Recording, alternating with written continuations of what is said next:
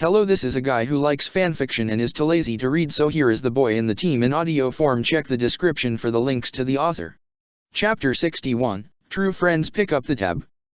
The quiet desert soaked in blood welcomed Inoichi with its usual appearance. The pillars stood tall and unscathed by the wind or the gale, and yet he couldn't help but admire again the blood-dripping moon. Sometimes, a few of the shinobi under his care held mindscapes resembling happy places of their childhood, libraries, or things that somehow were deeply connected to them. Whatever the desert represented, he doubted Shinku had ever seen it before. He had built the entire mindscape on his subconscious. He hadn't taken an image of the Konoha's library, but had built the desert. Each grain of blood-soaked sand Shinku placed with the utmost care meant a mental fortitude unlike any before. The fact he could actually fight off the Yamanaka's clan technique of mind diving. It was something worth of looking out for, especially if it complicated the therapy. The rest of the war memories passed by him, and finally Inoichi nodded and returned to the real world together with Shinku. So, tell me, Inoichi said softly, gazing from his side of the desk the boy. What do you want to talk about? If I say nothing, does this end? Shinku replied, a small smile on his face. I cannot help you if you do not wish to be helped, Inoichi replied. Therapy is effective provided both sides help each other. Does that line really work? What if I told you I'm helping myself out fine and that I don't need your help? You have nothing you wish to speak about? You recently lost a person you cherished, didn't you? Aren't you angry, sad, in grief? I'm fine. Do you blame yourself, the Hokage, or someone else? I'm fine, Shinku replied once more. Inoichi frowned. Don't you feel you could have done something to change the outcome? Don't you feel? I said I'm fine, Yamanaka-san, Shinku continued, clasping his hands together and looking thoughtful. I do not blame anyone. It happened. It could not be prevented. Very well, Inoichi murmured. You may go. Do put up an appointment for another month with my daughter. Shinku nodded, and left the room quietly. He reached for the counter, gazing with a raised eyebrow at Ino's apparent change of wardrobe. She wore a white tank top. He wasn't going to peek over and see if she had a mini skirt or something, but she was wearing a white tank top. Normally, her tank top was purple. He remembered her having a purple one when he had entered, so she had changed just recently too. There also was the light smell of lavender in the air, and her skin appeared slightly wet. Promise not to laugh, Ino muttered. He gave a hesitant nod. I tripped and fell in the fertilizer, she grumbled. Ugh, I keep telling Dad to move it, but does he move it? No, it's fine where it is. Therefore, when you trip down the stairs for the greenhouse, you get a nice dump of shit rather than a broken neck. Shinku's lips twitched upwards. Maybe you need better shoes. I have a lot of shoes, mister. Ino crossed her arms over her chest. I don't need better shoes. I need the fertilizer pile moved. Make it a D rank for the Hokage Tower, Shinku replied. I'm sure some kid would enjoy pushing shovels of dung elsewhere. I mean, isn't that the dream of the new generation? Ino shook her head slowly. My team and I once had to go in the countryside and clean up a farmhouse. There was a pile of manure as tall as Chuji, and Shiko, lazy as he was, decided he'd ditch the job. It was me and Chuji, well, mostly Chuji and I, ranting about how Shiko was sleeping somewhere. She shuddered. Never again. I would never make another kid suffer through that. Shinku snorted. I'm sure there are 1,000 other demeaning jobs the little genin can do. You know, I have to ask. Is it true you made the princess go on a D rank again? It's the talk of all of Konoha. Shinku raised an eyebrow. We did a D rank just this morning. Do all the news travel this fast? Anything concerning the Yondame's daughter or the Uchiha heir does. You're not going to become popular if you're seen making them work like genin. I'm not inclined in becoming popular, Shinku shrugged.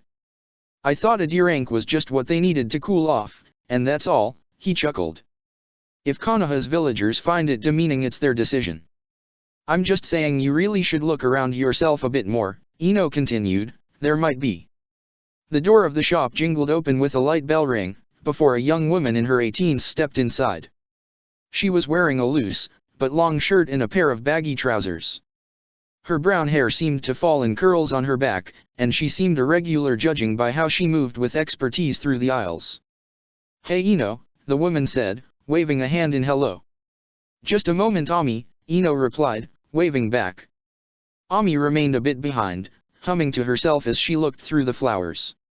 "Next month on Monday is fine?" Ino asked Shinku in a small whisper, which the boy answered with a nod. "I'll see you later then," Shinku added, turning to leave and waving. "Bye." The moment he stepped outside, Ino mentally groaned. Ami zeroed on her with the speed of a shark smelling blood in the water. "So," the girl smiled brightly. "Who's the guy?" "Given up on Suzuki." Ino exhaled. "He's just a regular, Ami. He came by to buy flowers for his dead teammates," she continued. If you say so," Ami replied with a small smirk. "Why are you wearing the battle white then?" Ino sputtered. "It's not battle white." Yes, her friend continued, "of course not." "Where's the bra then?" "The bra." Ino carefully gazed downwards, before turning a deep crimson shade.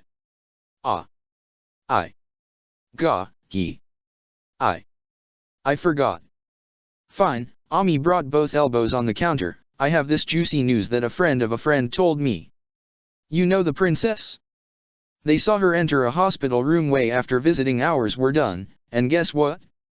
Few days later she left the Hokage's mansion. This smells like a scandal, doesn't it?" Ino blinked, before smiling, and pulling herself closer to listen better. "Tell me more about this, I've got to hear this." Shinku hummed. The sky was bright. The clouds sailed across the infinite blue with little to no troubles. The ground crunched under his feet. The Konoha hospital came into view, the doors sliding to the sides as he stepped through. Walking upstairs, he easily reached Kakashi's room without anyone stopping him. Really, Suzuki had said security was lax, but he didn't think it would be this easy. Kakashi was peacefully snoring, every now and then emitting a little cough. "You're acting as the fakest of fakes," Shinku deadpanned as he took a seat next to his teacher. "You mind if we talk eye to eye?" Kakashi wheezed out for just a second more, before swiftly flicking the headband up to stare at Shinku's eyes with his sherry non. The next moment, Shinku's head was down as if asleep and the headband was back in place. The hospital room perfectly replicated, Shinku admired it for just a moment. It was a Sharingan-related genjutsu rather than a real place, but it even had the small blotches of spilled coffee in a corner of the room. "So," Kakashi said with his usual carefree voice. "I'm really sick, and I need to conserve my chakra." "My apartment has a bug problem," Shinku retorted. "I don't know about my clothes or my armor." "I assume you know because the Yondaime knows, and the reason he told me is that it's something concerning the internal Konoha security. Now, from what I can guess, I think there's someone within the clans or maybe within the upper echelons of Konoha's Jounin ring that is assigned to the domestic problems. They don't see eye to eye with one another, and hence the reason the Yondaime hinted at the bugs rather than say it plainly." Kakashi hung his head as his shoulders shook. "Are you sure you're not part Nara?" "Sure," Shinku quipped. "I'm just very paranoid, pessimistic and was pretty sure life would screw me over majestically in one way or another, and I had a long time thinking over it." Kakashi sighed. "Very well, I'll keep this short. The Umbu are loyal to the Hokage, the Uchiha take care of the general day-to-day crime. What of the in-clan crimes however? If the Umbu or the Uchiha did so, it would clearly seem biased, wouldn't it? So, when somebody becomes a problem, they are sent on a mission and then executed. This is something the Yondaime doesn't know, officially. Unofficially, troublemakers are taken care of before they can start making trouble for the village. And the person who does this is someone highly respected, because otherwise it would be easier to simply let the Hokage take care of it." "Right once more," Kakashi muttered. "After the war, the Kyuubi attack and everything else, sensei, the Yondaime, he was busy. He didn't have the time to check everything.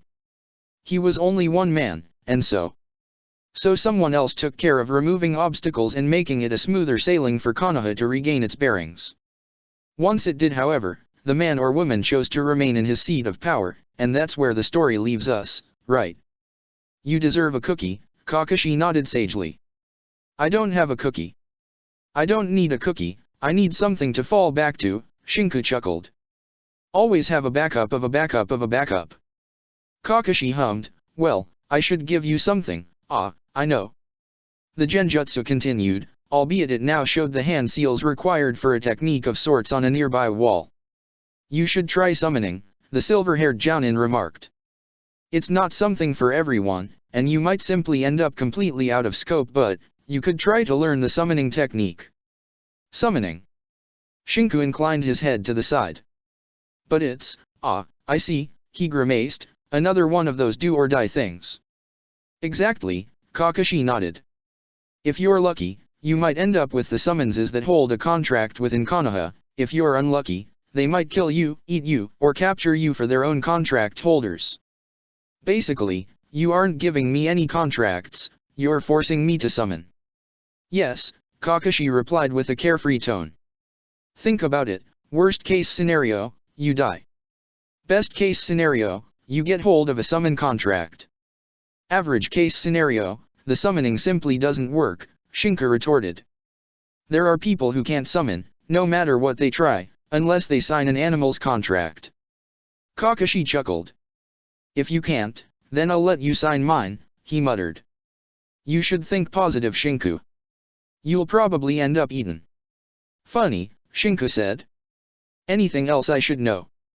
Signing a contract means that the creature clan would be able to summon you at any moment to their home. And by any moment, I mean it. At the same time, it's a nifty escape trick. Now that's actually an interesting bit of information. Of course, the chakra requirement, you'd need at least a few more years under your belt before managing to summon off the boss summon. That is, if you manage to actually get them to let you sign the contract. Shinku stood up from the chair, gazing at Kakashi's eye. All right, sensei, he looked towards the door. You didn't tell me the name, however. You really want a name, my cute little soldier? Kakashi replied. You understand, if you tell Naruko. Ah, a conundrum, Shinku smiled. If you tell me the name, it means you trust me not to tell Naruko.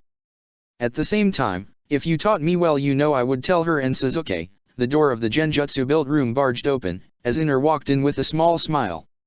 Guess it works, Inner chuckled. Takes more time, but it works, he flexed his fingers.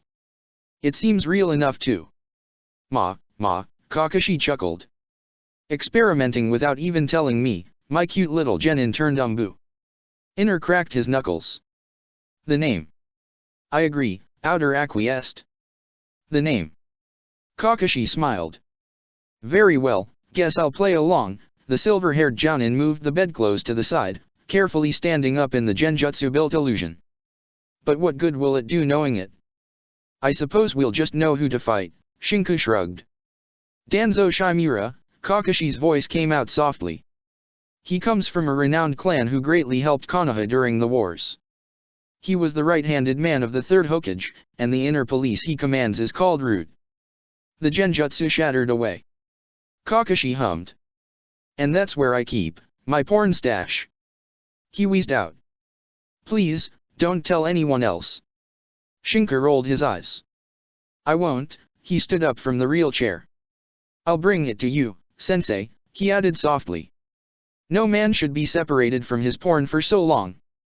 There were veritable tears of joy in Kakashi's eyes. My little student, sniffle. The eyes of the silver-haired Jounin shone with pride. Carefully, he made a little thumb-up gesture. I taught you well. You have nothing to fear, Shinku nodded with his lips twitching in a smile. Come high water or a hurricane, I will bring to you the holy object that is Ika Ika. Kakashi nearly decided to wave a small handkerchief in goodbye as Shinku left. On the other hand, Shinku felt the need to retch. The problem remained, but now it had a name. Shinku. A male voice exclaimed, making him turn around and smile at the source of it. Kabuto neared him, speeding up his pace to catch up. What brings you here? A checkup. Nothing of the sort, he replied, shaking his head. Just went to visit my sensei, he inclined his head pointing towards the corridor he had come from. I needed some counsel on a few things. I see, Kabuto acquiesced. Anything I might help you on?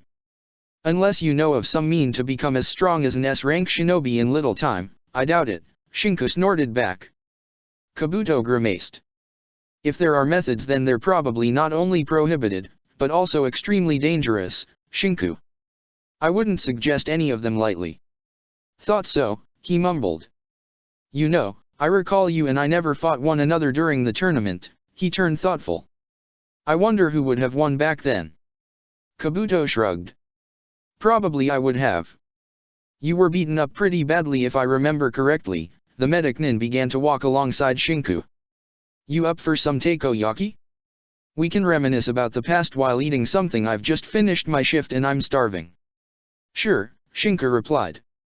You know a good place. It's close by, Kabuto said.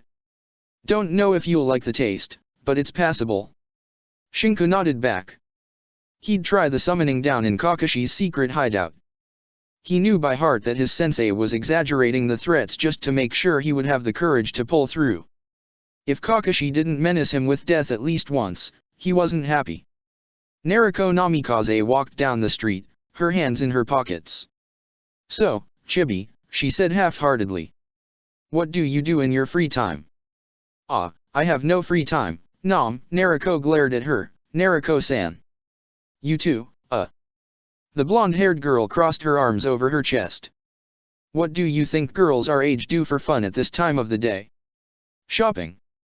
Hanabi hazarded. We did that already, it's boring, Nariko grumbled.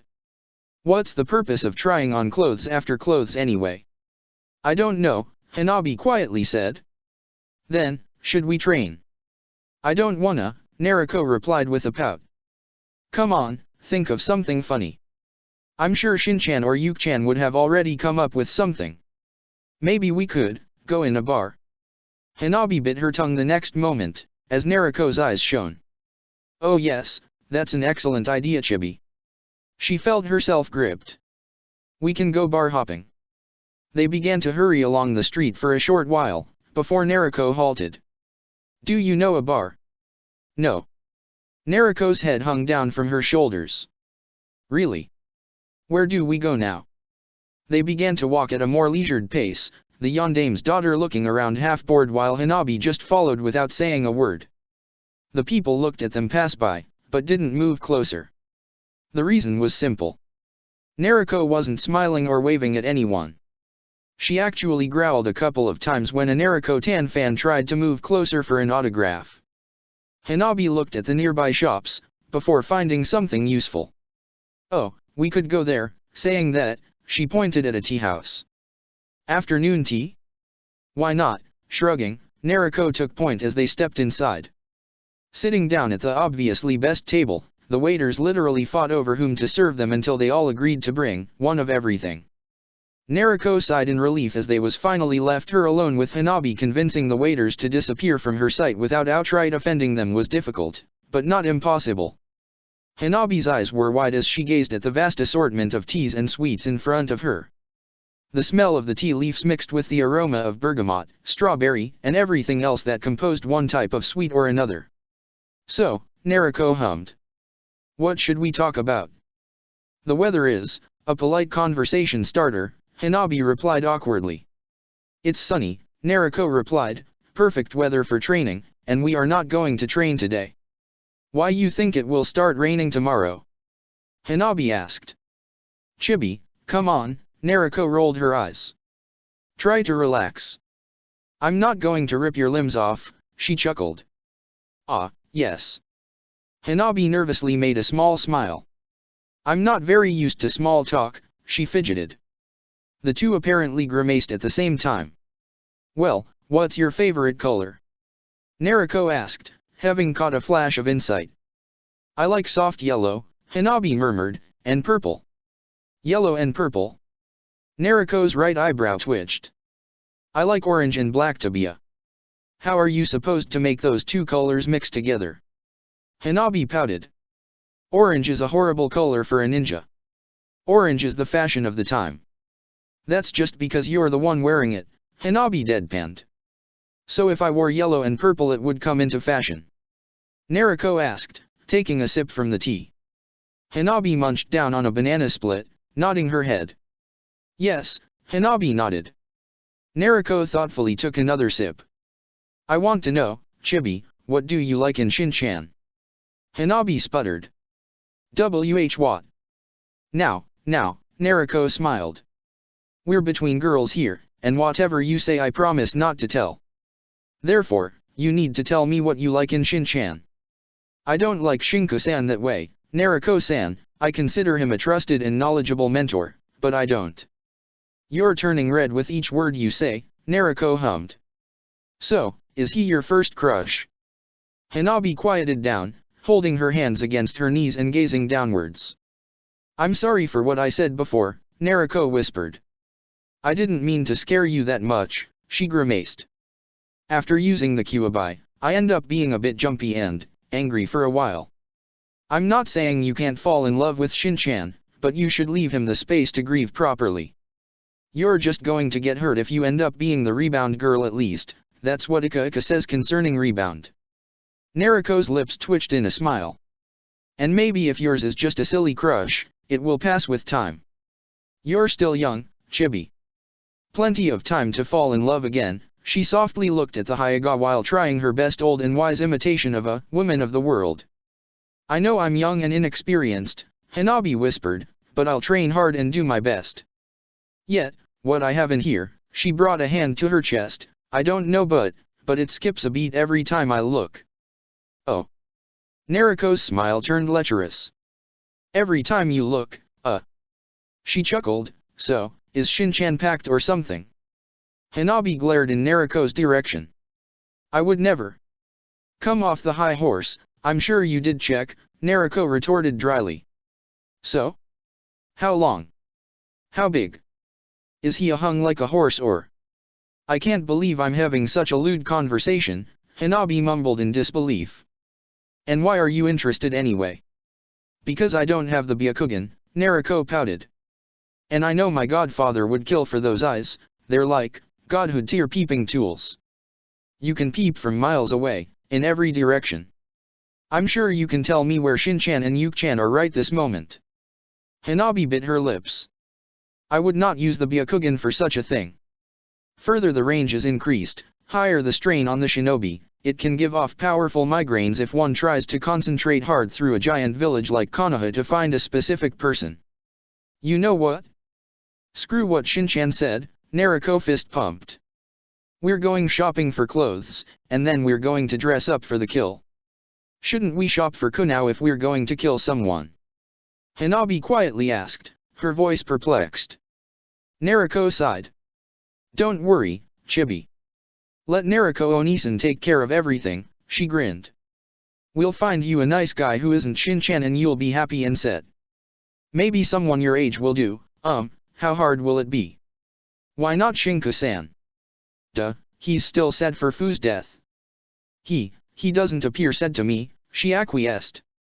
Some things, Chibi, Nariko muttered, you just don't see them. You need to hear them. I mean, I would be sad for Fu's death. I'm still sad, but, you were there, weren't you? So you saw how he reacted, I mean, Yuki-chan told me but, you think someone just stands up fine after something like that? Shinku-san is extremely resilient, Hanabi retorted hotly. There is little that phases him. Even statues cry when the rain falls, Nariko whispered. As his teammate, as his teammates, it is our duty to make sure he doesn't crack. Listen Chibi, you don't know Shinchan as long as I or Yuki-chan do. I mean, I'm sure you have the image of him being some tough and strong shinobi, but... Nariko actually grimaced as she said the following words. But he's weak. I don't mean he isn't strong I'm sure he'd kick anyone's ass, but he's frail. Glass cuts deeply, but it still shatters with ease. Shinchan's made of glass, Chibi. As long as the enemy keeps hitting the edge, they're the one who are going to bleed but if they hit him on the sides, he'll shatter. And someone's bound to get hurt trying to piece him back together. Nariko made a bitter smile. Guess that's going to be us when the time comes. Hanabi didn't reply. She just gave a quiet bite to a cream-covered banana, not trusting her voice. Minato Namikaze stared at the parchment. He couldn't believe what he was reading. He clenched it, his hands twitching for a moment as he closed his eyes. The Mizukage demanded satisfaction. Zabuza Momokai wanted a meeting in the Land of Waves between a very specific team and one of his own. The request was very simple. Zabuza wanted an explanation, and he wanted it through a simple exchange of tokens of goodwill. Namely put, he wanted a friendly spar to occur between one of the members of his team and one of the members of the other team. The subtle message was perfectly clear. Kiri's reasoning had always been, an eye for an eye, a tooth for a tooth. Someone had killed a man who was beneficial to Kirigakure, and whereas it was but a businessperson, someone wearing a Konoha headband had done it. Sure, it was as clear as the day that the action meant to pin the blame on Konoha, but at the same time, it really could have been a Konoha shinobi sent on that specific mission. Kiri wanted blood for blood. He wasn't going to let that happen, but the way it all was rushed, Kiri really wanted to expand on the mainland. It had been clear with Wave, and now after 5 years they practically owned the land.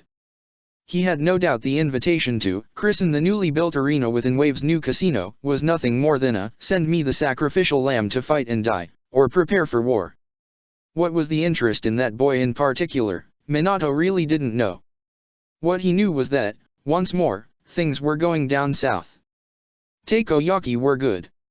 Speaking with Kabuto was good too. He was normal at least. It was a normal talk over something trivial like patching up a broken bone. It was grime and blood-filled conversation for lunch, but it was normal. Konoha apparently had a new cinema in place of a grocery shop. A few meat shops had closed and a couple of new tofu shops had opened. Ichiraku had expanded from a stall to a building. The village had apparently rebuilt the fallen houses of the siege with wider apartment complexes. The war hadn't taken much of a toll. It had even seemed like a mere afterthought to the civilian population. It was when Sake landed up in front of Shinku as the after-lunch digestive, that he took a heavy gulp of the stuff and grumbled. I risked my life in there, he grumbled. Trudging through the mud, crawling in the water, he gazed down at the counter. And you're telling me people here just thought it was an easy thing? He drummed on his counter. It was easy. I admit it, it is damn easy. When you outnumber the enemy 5 to 1, but then they pulled back. They said they had enough of the war. Shinku gazed at the cup. They wanted it to end. Therefore, they pulled back and left the Umbu alone to solve the shit. Who better than the Umbu to clean up the last remnants of Orochimaru's shit? Shinku chuckled grimly. Turns out, Orochimaru's shit has sharp fangs and is really ugly. Kabuto didn't say anything, but simply watched as Shinku drank another glass. You know, he muttered. I can't help but believe, really, I can't help but think they tried to kill me during the war, Shinku chuckled. I mean, how screwed up can I be? All of the teams I was in, they ended up slaughtered. False information, ambushes.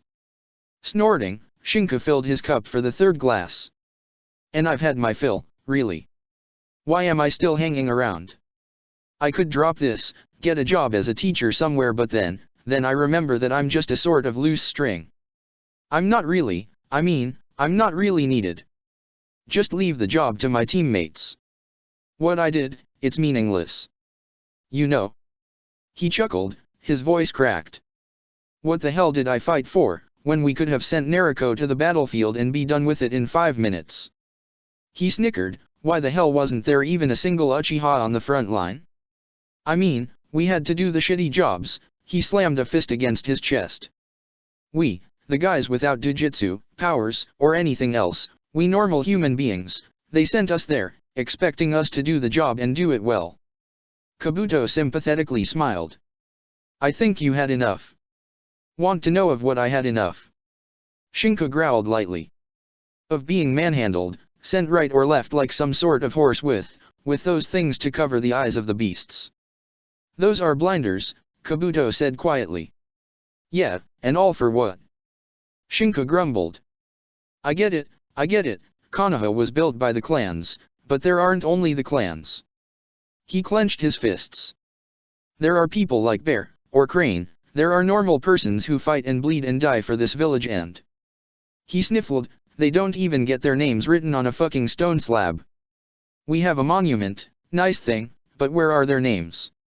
Nowhere. That's where. Kabuto helped Shinku up. Hi, hi, he gave a small smile towards the man behind the counter, as if to ask for the tab. The takoyaki stand vendor rattled off the price without even showing the hint of being bothered. It wasn't the first exumbu he had seen at his stall that day, and it wouldn't certainly be the last. I didn't take you for a lightweight, Shinku, Kabuto chuckled good-naturedly as he carried the boy towards the hospital. I have to get back to my shift, but if I leave you on a bench in the hospital park, do you promise not to get into trouble? I'm not drunk, Shinku deadpanned. It was nice talking and, just venting off. Anytime you're free and want to chat, I'm always available, Kabuto replied. Thanks, Shinku mumbled. You're a real friend. Kabuto kept up his smile even as he returned to his shift. Shinku's head dropped against the bench and sighing, he closed his eyes. 5 heartbeats later and he flickered on a nearby rooftop, substituted with a kawarimi and then flickered again after leaving a hench standing where he was. He jumped down in the nearby alley and slid the manhole open in a second, before jumping inside and closing it behind him. The familiar sound of footsteps and curses reached his ears, as he pressed the side of his head to the ceiling of the sewer. Sasuke-sama is going to kill us. One of the Uchiha bodyguards exclaimed. We just had to keep an eye on him, he looked drunk. We better find him, before Sasuke-sama decides we're needed in the archives. Holding a small victorious smile, Shinku dropped softly down on the side of the sewer hallway. He didn't need people to cuddle him any longer. He was Shinku Harano, Umbu, and demon of the paddy fields. He was going to learn how to summon something, even if it meant clawing his way out of whatever beasts he ended up finding on the other side. What was the worst that could happen anyway? Chapter 62, So, once more, we sacrifice ourselves. He was in a forest. A bright, green forest filled with old trees, and branches that seemed as thick and long as roads. Standing atop one of the branches, Shinku looked around with a curious expression on his face. He was definitively somewhere else. Around him, small burrs seemed to be peacefully rolling by. Was he standing on a giant chestnut tree? One of such burrs squeaked as it hit with its small hooks on the side of his foot. Shinku froze. No burr squeaked. The thing slowly came apart, revealing a rosy stomach and a pair of small beady eyes. It was a porcupine. It was a tiny, little porcupine with small quills. The squeaking lightly increased as the burrs around him stopped rolling around, and began to gaze at him before squeaking in surprise. He hoped it was surprise and not a, we are going to kill him and eat him for dinner, squeak. A couple of bigger burrs rolled down from the nearby trees, their quills used as impromptu climbing tools. Their elongated muzzles and bigger eyes looked at him with curiosity for a moment more. They were as big as mastiffs, but they seemed keener on looking at the source of the squeaking. He hadn't moved a single inch. The baby porcupine apparently freed itself a few seconds later, because it began to walk atop his foot and then slowly gripped onto the cloth of his trousers. The small quilled animal climbed softly and with determination all the way up to his shoulder, before emitting a small yawn of satisfaction and falling asleep right there. Shinku still didn't move a single inch. He was waiting for the punchline.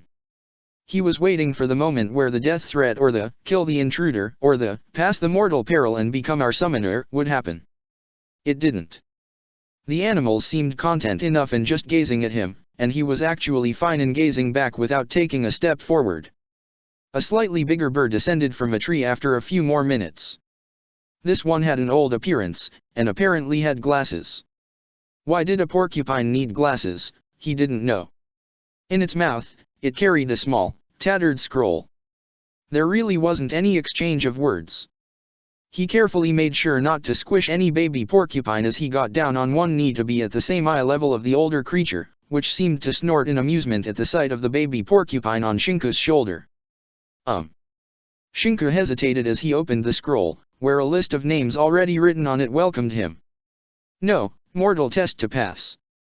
The porcupine snorted, rolling its eyes. No, prove your worth in battle, talk. Once more, the porcupine seemed to snort, albeit it sounded more like a snicker.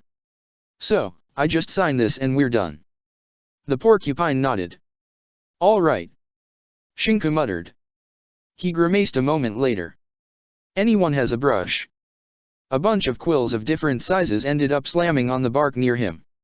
Shinku blinked once as the old porcupine began to shake his head and shoulders in silent laughter. I should have said, anyone has a quill, to make it a funny joke, Shinku deadpanned. Pricking his finger with a quill the size of a brush, he scribbled down his name in blood on the empty space available. Nothing else. Shinku said warily. The porcupine shook his head and gripped the scroll with its mouth again. A slightly taller porcupine walked closer to him then, gazing upwards towards his shoulder. Shinku blinked, before understanding dawned about what that particular porcupine wanted. He carefully and gently held the baby porcupine on his shoulder and brought it down to his mother, or father, whatever of the two it was. With a small and soft shriek of thanks, the older one held the youngest by the scruff of the neck as they began to wobble away. What type of sound did a porcupine make anyway?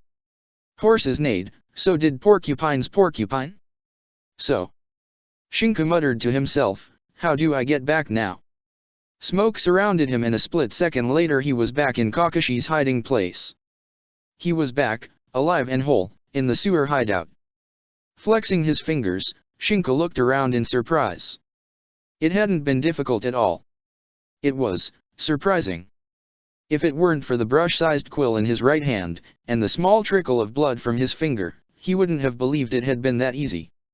Sure, on one side he had known Kakashi was mostly joking with the dangerous lethal threats, but it was very, very nice to know there wasn't a dangerous test involved to become a summoner. It was probably just a matter of chakra requirements. He slumped down on the nearby armchair, taking a deep calming breath. He was slightly exhausted. He could take a nap for the time being. It wasn't like anyone was out there looking for him or nearly declaring the state of alert in Konoha because he had gone missing. He really doubted Sasuke would go that far. Shinku closed his eyes for a moment, before his hands twitched. No, he couldn't take a nap.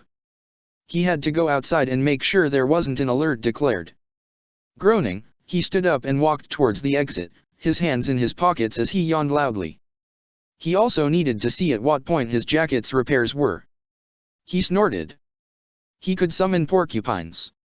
His armor would resemble a porcupine once he had the seals down. He wondered how the porcupine demon sounded. He chuckled to himself as he stepped outside of the manhole, closing it behind him and stretching a moment more. He needed a shower, but that could wait. The streets were as busy as ever, especially in the late afternoon as people returned home from work or went to get their children back from school. He stopped a few times to grab something to eat at the nearby stalls, chewing slowly on a couple of apples, 3 sticks of dangos and 2 more sticks of takoyaki. There was something strange and foreign budding in his chest. It felt alien. The people frolicked along, laughing, smiling, talking. A few were angry, but they simply were. He felt like a shadow hanging from a nearby wall. Those people weren't, they didn't know what it meant to slice a neck. Maybe they did, but they hid it well if that was the case. Shinku didn't feel like doing much more than walking around. Somehow, his feet carried him all the way to the bakery shop his parents once had. Now there was a bar his mother had probably sold the place up called the Crying Well. He stepped inside. The interior was utterly different. Gone were the bread shelves, replaced with cheap tables where shinobi drank. There were sunken eyes and moody emotions lingering around thickly, all mixed with the smell of alcohol and smoke. Instead of the outside road filled with the laughter and the joy of the people. Shinku felt more at ease in this place. He sat down at the counter, giving but an eye glance at the bartender.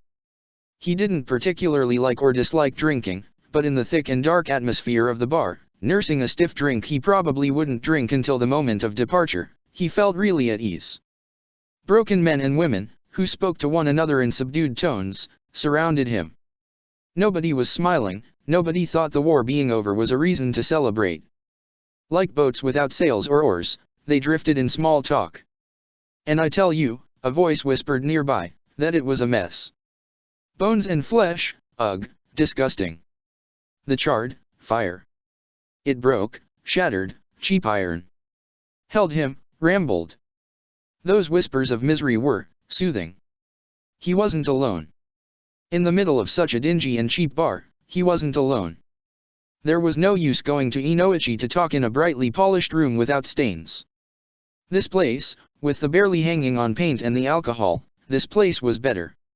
So, suddenly, he found himself talked to. What brings a kid like you in here? He gazed at the burly man with the scraggly beard, before turning to his glass. My feet, he replied. The man didn't chuckle. That's a good one, kid. They lapsed into silence. You're Kakashi's soldier, right? The man asked a moment later. You're a friend of his? Shinka retorted.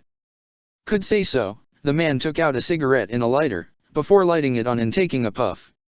You smoke? No, Shinku shook his head. I don't even drink that much. He mumbled, I'm here for the company. Ah, Asuma nodded, I know the feeling. The silence stretched once more. The cigarette in Asuma's mouth slowly burned. Was he worried I would die trying to summon? Shinku asked, gazing at his drink. He wasn't, or that's what he told me to tell you. I think he was. Shinku snorted. Tough love is the only way he has to show preference, isn't it? He didn't grow up with the best example, Asuma acquiesced. He didn't graduate earlier than everyone else because he simply was a prodigy. So glad I'm his favorite, Shinku rolled his eyes. Do I get a mention in his will? Chances are you do, Asuma actually gazed at him with a small smile. I'm Asuma, kid. Shinku, he replied, but you already knew that. They returned to the quiet contemplation of silence, even as Asuma took the cigarette out of his mouth to have a sip of the alcohol in front of him. You know plum-flavored sake is the kid's alcohol. You're the one calling me kid, Shinku replied softly. And I don't like the rice-flavored one. You want to get drunk, there's Hanazake, Asuma remarked, or a Wamarai if you're up for a mellower taste, kid. And what if I'm content with what I have? Shinku retorted. Asuma returned to taking a puff of the cigarette in his hand. Then you're better off than most of the people I know, and you're also a lightweight. Thanks, Shinku grumbled. You learned how to give compliments from Kakashi. He really was worried, Asuma remarked. I'm sure, Shinku muttered. Blissful silence descended once more, and this time remained for a few hours. The thought of going to Muramis's shop to check for his armor completely disappeared from his head. He could check the next day, after all. So, Asuma said as the sun apparently died outside, slinking behind the Hokage monument and disappearing from sight. You aren't going to tell me what you can summon. I'll tell Kakashi, Shinku replied quietly. The door of the bar opened abruptly, as Sasuke marched in his arms crossed over his chest. I think it's time for me to go, chuckling Shinku paid his tab while swallowing the glass of sake. Sasuke didn't speak as the two of them left the bar. He actually didn't say a word as they headed along the now deserted roads of Konoha during dinner hours. Are you trying to get yourself killed? Sasuke asked halfway. Everyone has things he has to do in private, Shinku retorted. Privacy should be respected. You have someone coming after you, Sasuke's voice was firm and quiet. I don't understand why you think it's a joke. You have any idea how worried I was? There's a difference between being worried and being overbearing, Shinku retorted. I can take care of myself. You clearly proved that in the cemetery, didn't you? Shinku averted his gaze. So sorry I don't have a nifty jujutsu to fall back on, he remarked. Maybe next time I'm neck deep in the blood of my comrades, I'll find out I have a special ability which will save them, he hummed. I'm still going to keep running away from the bodyguards, no matter how many you put on my tail. Why are you making this so difficult? It's for your own good. No, it isn't, Shinku hotly replied. It's for your own guilty conscience. He snarled that last bit, showing his teeth. This is about you, trying to soothe the guilt you feel. I have my own means to cope with my problems while you ignore yours. I'm not the screwed up psycho, you are. Shinku quickened his pace. That's not true at all. Oi. Stop. Shinku, stop. I didn't mean it like that. He didn't listen. His heartbeat drummed in his ears. He flickered to a nearby rooftop and jumped forward. His legs flexed as he twisted in midair. He landed on another roof and took off once more. He couldn't fly, but he enjoyed jumping. The village of Konoha was beautiful, seeing it by night with all the lights turned on. Shinka really would have liked something to hit. He needed something to work his frustrations out on. He needed a garden to weed, or a punching bag to hit. He landed on another rooftop, catching his breath as he stumbled backwards and fell on his back.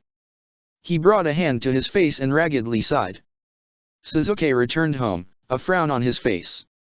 His hands clenched tightly. He heard his mother's voice reach from the kitchen.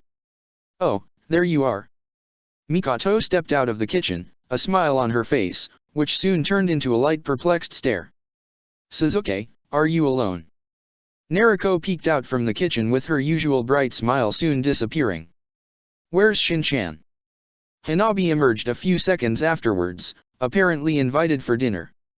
Sasuke grimaced. "He's going to be a bit late." "Oh," Naruko nodded sagely. "Chibi? Think you can get him?"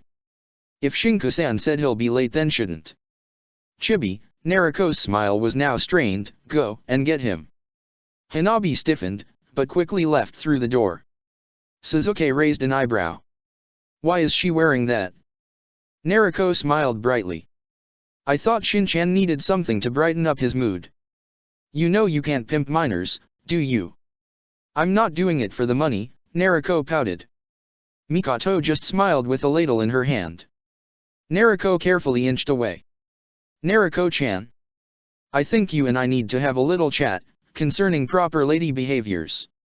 Naruko nervously chuckled as she swallowed, "Mikoto-bachan." Shinku opened his eyes. "Why are you wearing a skirt?"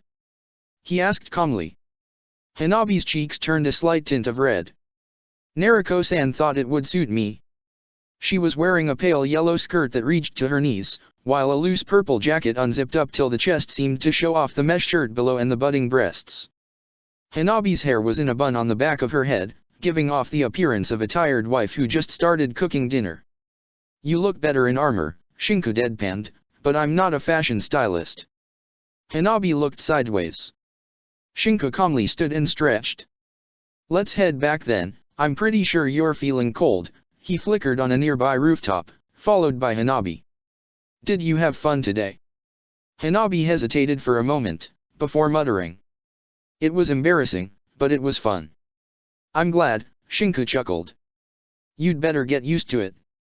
"Ah, Shinku-san." Hanabi hesitated, calling out for him. He gave her a quizzical gaze as he stopped on another rooftop. "Yes. I'm one of your teammates," she said. I may be, not as strong as the others but, I'm one of your teammates." Shinku inclined his head to the side. "Oh. So please, if you need to, you can rely on me too." Shinku sighed, taking a few steps closer to Hanabi who blushed. The Jounin's hand came down in a soft patting of her head, a small smile stretched on the boy's lips. Hi, he chuckled. "I will, if you'll do the same." Dinner was a quiet affair. Well, quiet for having Naruko grin and lecherously elbow Hanabi in the sides half of the time, whereas the Hyuga girl simply remained a bright crimson. Sasuke grumbled, but didn't say a word. Fugaku Uchiha was working overtime, judging by how he wasn't present at dinner. Sasuke coughed lightly, his gaze traveling from Shinku to Naruko. Shinku raised an eyebrow. Sasuke coughed again, something that resembled the word seal. Naruko's ears perked up. Shinku sighed. He could ask after dinner, couldn't he? Judging by Sasuke's gaze of, "You'd better ask now," apparently, he couldn't. He conceded, calmly opening his mouth to speak. "Naruko," the girl's eyes gazed at him with bright and cheerful intensity. Shinku turned to gaze at Sasuke. The Uchiha whistled innocently. The fact Sasuke knew how to whistle innocently was enough to make his skin crawl, but still. "Yeah, Shin-chan. I wanted to add a set of interlinked seals over the jacket, so that I could activate them all by simply activating one end. And you want the help of the most beautiful, sexy, and absolutely gorgeous seal master of Konoha, right?" Naruko smiled brightly, "Sure. It's going to be fun." She snickered. "I owe you one then," Shinku replied. "I'll offer you a ramen lunch, please don't send me in the red." Naruko's smile turned feral. "Why would I ever do that, Shin-chan?" Kukyuku, I'll have to think hard and long about how to make you return the favor. Mockingly laughing in a fake evil voice, Nariko nearly choked on the water.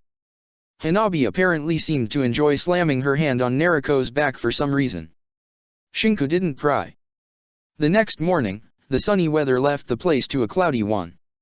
Shinku's lips twitched in a light smile at the sight of a bedraggled Hanabi walking out of the guest room and into the kitchen, where he and Suzuki already were while Mikoto cooked in the background. It took 5 seconds for the girl to realize she wasn't actually in the Hyaga compound, and another 2 to run back in the room and emerge 2 minutes later perfectly dressed. Hi, she stammered out embarrassedly, sitting down for breakfast. So sorry to have imposed. Mikoto just giggled lightly. Fugaku Uchiha stepped inside the kitchen a few minutes later, grunting as he sat down for breakfast. Nariko arrived last, yawning and taking the available seat next to Shinku. She dropped her head against his shoulder and returned peacefully to snore. Have there been any other attacks? Fugaku asked with his voice stern and directed towards Shinku. He shook his head. No, sir, Shinku said. Very well, the man said nothing else. The Hokage held a grim face as they entered his office. Shinku's guts twisted. A situation has happened in the Land of Waves, he spoke softly. A businessman who held favors with Kirigakure's current government died recently, and they are blaming Konoha for this. In order to try to avoid a war, we'll have peace talks. Minato's voice died out for a short while. The official reason is that Kirigakure wishes to discuss a beneficial alliance prospect and christen an arena they built within Wave's new casino. In order to do that, however, they decided to have a rematch of an old battle that happened in Konoha during the Chiyunin tournament to foster relationships. Shinku's shoulders began to tremble.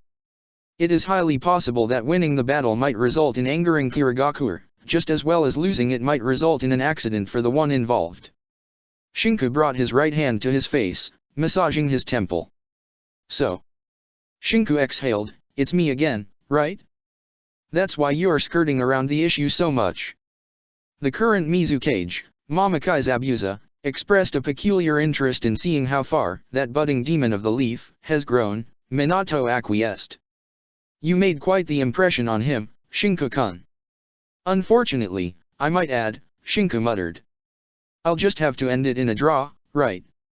I had someone check through the bingo books, Minato continued. Your opponent will be Kojuro, the same boy you fought in the tournament 5 years ago, and he's become the wielder of the Kyubikarei Basho after Zabuza became Mizukage. The Yondame's voice turned tone neutral. A draw might be difficult. Then we just have to avoid accidents, Nariko deadpanned, crossing her arms over her chest. I can barge in and stop the fight, right? In theory, Minato nodded. In practice, I think they will find a way to hold us occupied as the fight proceeds. It holds the inherent risk of going badly, in more ways than we can possibly think of. Then just don't accept, Nariko grumbled. It isn't how it works, Nariko, Minato replied. This is also a part of what being Hokage is about. The village must come first. Sometimes, risking the life of a single shinobi in exchange for the well-being of the entire village is required. Nariko's hands clenched into fists as her arms trembled. Why the hell would anyone accept that? There's no way Shinchan would. As a jounin, Shinku said, interrupting Nariko, it is my duty towards the village to accept. He made an awkward smile. That's just the way things are, Nariko. Nariko's eyes turned crimson as she slammed a fist through Shinku's face. The fist ended up parried by Suzuki's impromptu Susanoo shield. Nariko carefully lowered her fist to the side of her body, before sharply gazing at her father. I'll never understand why you have to be so stupid, Dad, Nariko mumbled. Or why Shinchan has to be so stupid too, she ground her teeth. But I'm not going to stand by and watch Tabiya. Nariko, Minato said calmly, do you understand what you're doing right now? Nariko didn't reply. You aren't simply pushing forth your own egoism, the Yondame continued, you are putting into question Shinku's own preparation, skills, and abilities. You are insulting him. You can be stronger than him, but he is your superior on the field just as I am his and yours. If an order is stupid, then I'm going to call it such. Nariko yelled back. And this order is stupid. And Shinchan's stupid for accepting it. The world doesn't revolve around you, Naruko, Minato retorted hotly. Oh, really? Then it will, Naruko growled. You're not putting Shin-chan, or anyone else I care for, in danger. If I have to stand my ground, I will. I thought you had matured enough to be a part of this mission, Minato murmured. Apparently I was wrong. It would be best if... Hokage-sama, Shinku said plainly, interrupting the Hokage. That wouldn't solve anything, he chuckled. I accepted the mission, I'll be going. My team will follow and they will obey my orders. Shin-chan. Quiet. Shinku hissed with his eyes narrow. Have a tour of a trench filled with mud, blood, and corpses and then tell me a life is worth more than 100. I don't intend to die out there, but I will make it a draw and everyone will be happy. You're the only one opposing it, Naruko. Do you really not trust my skills at all? Naruko's words died in her mouth. It's not that Shin-chan, but... Then there is nothing to discuss, Iner continued. As long as I draw out the battle long enough to tire myself and Kojuro, it will become a draw. It might not be enough to prevent a war anyway, but it will give more than enough time to find out what the real reason for Zabuza to call such a meeting is. Minato nodded. That was my purpose as well. We might actually manage to strike a deal beneficial for both sides that doesn't involve bloodshed. There is more to this mission than meets the eye, and while there are risks, they are no different if not even lower than those of a normal C rank.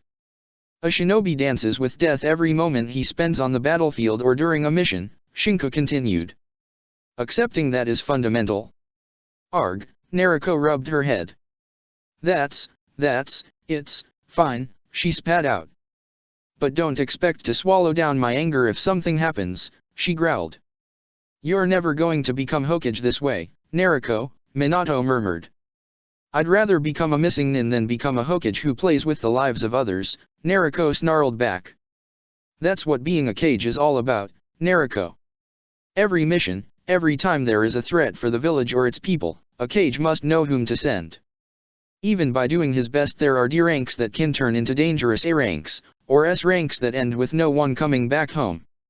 This doesn't mean the Hokage plays with the lives of his shinobi. It means he has to make the hard choice every day between the few and the many. Naruko snorted. Then I'll just have to change that, and I'll keep on fighting until I can change that. You should at least say goodbye to your mother before leaving for this mission, Minato replied softly. Naruko looked sideways, but gave a stiff nod. Very well, Minato acquiesced. I do not expect any confrontation to occur. No matter what provocation they use or what might happen. Keep your head cool, he gazed towards all of them. And nothing will go wrong. Everyone dispersed to get the supplies, except for Naruko who stuck close to Shinku. Well? Where's your armor? You're going without or what? Her tone was snappish, her eyes half closed in distaste. Shouldn't you go talk with your mother? Shinku asked. I can send a clone, she retorted. And she isn't the one who does stupid things like these. The crowd definitively was watching them walk side by side. I can't believe you have to do this. Of all the stupid things, really. Naruko, Shinku said, maybe you shouldn't. Oh no. I'm angry at you Shin-chan. Really, why the hell do you always have to say yes to my dad? He's the Hokage. Shinku blurted out half offended. You're the one who shouldn't say no to him. And don't try to act cool. Naruko snapped back, you're just going to get yourself killed. Really? I'm not acting cool. Shinku heatedly replied. I know what I'm doing. No you don't, Naruko pouted. If you knew, you wouldn't be so eager to please. I'm not eager to please, Shinku grumbled.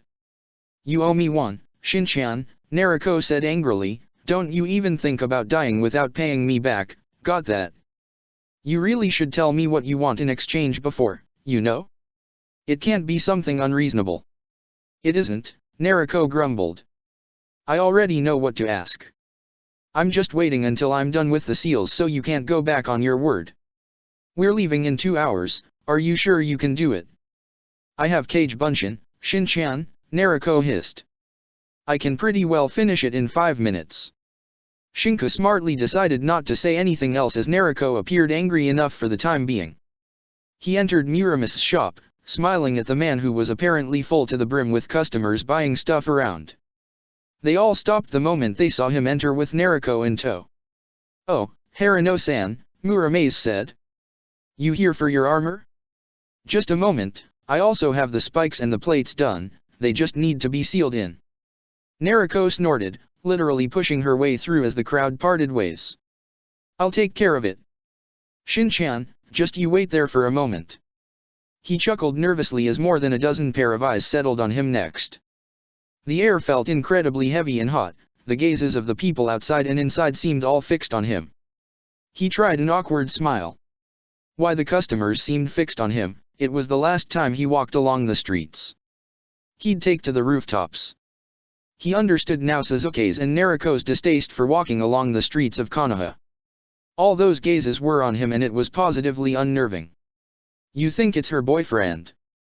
a teenager girl whispered to another in the back of the shop. It had been just that, a spark, but the rumors soon reached his ears as they repeated in various degrees of disbelief. "Him? No way. Isn't she basically attached to the Uchiha heir?" "I'm her teammate," he exhaled out, "you know, the third one." There were blinks and small ohs of understanding. Somehow, it felt as if he had just avoided a dangerous trap of some sorts. The fact a few of the Naruko-tan fans suddenly looked at him with a bit of jealousy rather than full-out hate meant a lot to him, really. The sarcasm in the back of his mind was utterly funny to hear about. "It's been ages since I saw someone make such flawless seals." Muramis's voice reached him from the far side of the room as he returned towards the counter, Naruko in tow with his armor apparently stashed in a scroll. Yeah, Naruko rolled her eyes, before handing the scroll over to Shinku. "You owe me a dinner," she said plainly. "When we come back from the mission, I expect you to treat me to ramen until I explode, understood?" "Hi, ma'am," Shinku retorted with a light smile. Naruko snorted in agreement and then the two of them left from the door. "Now," Naruko said earnestly, "I placed 2 seals. One's on your right arm and the other is on your left. They're mutually exclusive, so you can't use them both at the same time. Chakra on the right and you get the plates, chakra on the left and you get the spikes. Since they're bulky, the moment you want them back just push chakra in the seals again. Understood?" "Yes. Somehow I doubt you understand how complicated it is to make multiple storages compartment within a single storage seal linked to more than one chakra trigger on the same surface. Then again, I doubt you even thought I knew how to make them until Yuki-chan pointed that out." She brought her chin up, smugly smiling. "You have a point," Shinku acquiesced. "I know," she giggled. "I could have said you owed me a date back then. It would have been a hell of a lot funnier to see you squirm, but I'm a good teammate, ain't I?" Shinku let out a gargled sound from his throat. "Oi," Naruko exclaimed, "a normal seal master would ask thousands of ryos for that job I just did in 5 minutes. I expect the best ramen of Konoha and I expect you to be there." Her eyes looked at him with a serious gaze. "I'm not going to be treated to dinner by a ghost or a dead body, understood?" "I got that," Shinku replied softly. "But think positive, I didn't make any more enemies after this one," he smiled. "So once this is dealt with, everything will be fine." Naruko grumbled, "Yeah, fine." She looked down at the ground. "Am I stupid, Shin-chan? Wanting a world where nobody suffers or is hurt? A world where nobody has to die?" Shinku's eyes softened. "I'm sure you'll be able to make such a world, Naruko," he smiled. "If you can't, then I doubt anyone else would be able to." Naruko smiled brightly. "Yep, that's what I thought too, Shin-chan." She crossed her arms behind her head, gazing upwards. "Hey," she said softly, "you promise you won't die?" Shinku sighed. "Fine, I promise, if you promise you won't try to avenge me if I break my promise." Naruko stuttered for a moment, before giving a hesitant nod. "That's a tall order, Shin-chan. I mean, how am I going to survive with you and Yuki-chan gone? I'd have to rely on poor little Chibi-chan." "Make more friends," Shinku replied. "The people you knew and came to despise, you can always try to give them a second chance." "And if I get hurt again?" Naruko grumbled. Then I'll let you cry on my shoulder again. Shinku's lips twitched upwards. I'm the oldest one in the team after all. Yeah, right, Naruko snorted. Should I start calling you Aniki then? You'd be a perverted sis-con, she chuckled. If you say so, Shinku shrugged, a twinge of a grimace etched on his face. You know, Naruko muttered. There's something I haven't told you, about your mother. I don't want to know, Shinku said. She disowned me, didn't she? I thus have no mother. It doesn't matter, it really doesn't matter. Got it, Naruko nodded. Then I won't say a word about it, Tabia. Shinku raised an eyebrow. You're not going to gather your supplies. Kage Bunshin, Naruko grumbled. Shin-chan. Try to remember I can use solid clones at least for a few minutes. Hi, chuckling, Shinku extracted his armor from the storage scroll before putting it on. The familiar heavy weight soothed him more than anything else he could possibly think of.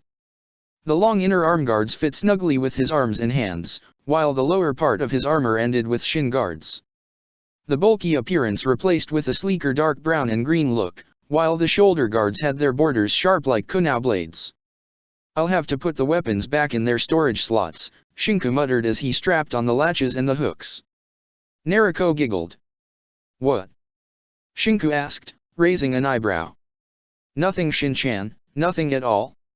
On the back of the armor, written with thick black paint strokes, were the kanji for the word crimson and demon. She was sure he'd like the personal touch to the back of his armor, but she wasn't going to be the one to spoil the surprise. Everything was going to be fine. She had a good feeling about it. Chapter 63, Unquestionable Burning of the Bonds. The clouds turned into rain as they traveled towards Wave without a break. Taking point were the 3 shinobi of the Hokage's personal guard, while protecting the back was Team 7. There wasn't much of a distance between the Hokage and everyone else, yet Naruko did her best to make that distance as long as possible. The water poured down like a thin sleet, impairing visibility and dribbling down Shinku's shoulder pads and armor. Hanabi, the Byakugan, Shinku drawled out after another jump past a branch. Hanabi obeyed, her eyes surrounding themselves with thick veins as she looked around. We're clear, she answered back, deactivating it.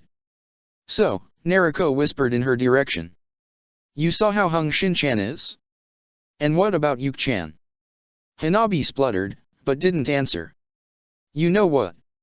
Shinku muttered, next time I have a measurement tape in my hands I'll check it out and then I'll tell you the size, he grumbled. Happy enough. Yep, Naruko smiled brightly. Minato chuckled nervously. He would really have a few choice words with Jiraiya one day or another. The rain didn't give up halfway through, and if anything it increased in strength to the point where going any further became impossible. They camped under the branches of a giant tree, setting off a couple of tents and a few small fires so that everyone could dry off. Shinku sat cross-legged near a fire with Naruko nearby, while Sasuke and Hanabi shared another right next to them. Between the yondaime and Naruko was practically everyone else. He was staring at the fire crackling and devouring through the wood, when one of the Hokage's guards called to him with a sharp whistle for the change of the guard on the upper branches. Something I should point out, the man muttered as Shinku flickered on the above branch to take point, is the prerogative of protecting the Uchiha heir before the others. Shinku raised an eyebrow, but said nothing. The Hyuga comes second, while the Hokage is third. Naruko can take care of herself, Rado stated plainly. If you see any threats coming, it's the usual sharp whistling. He nodded.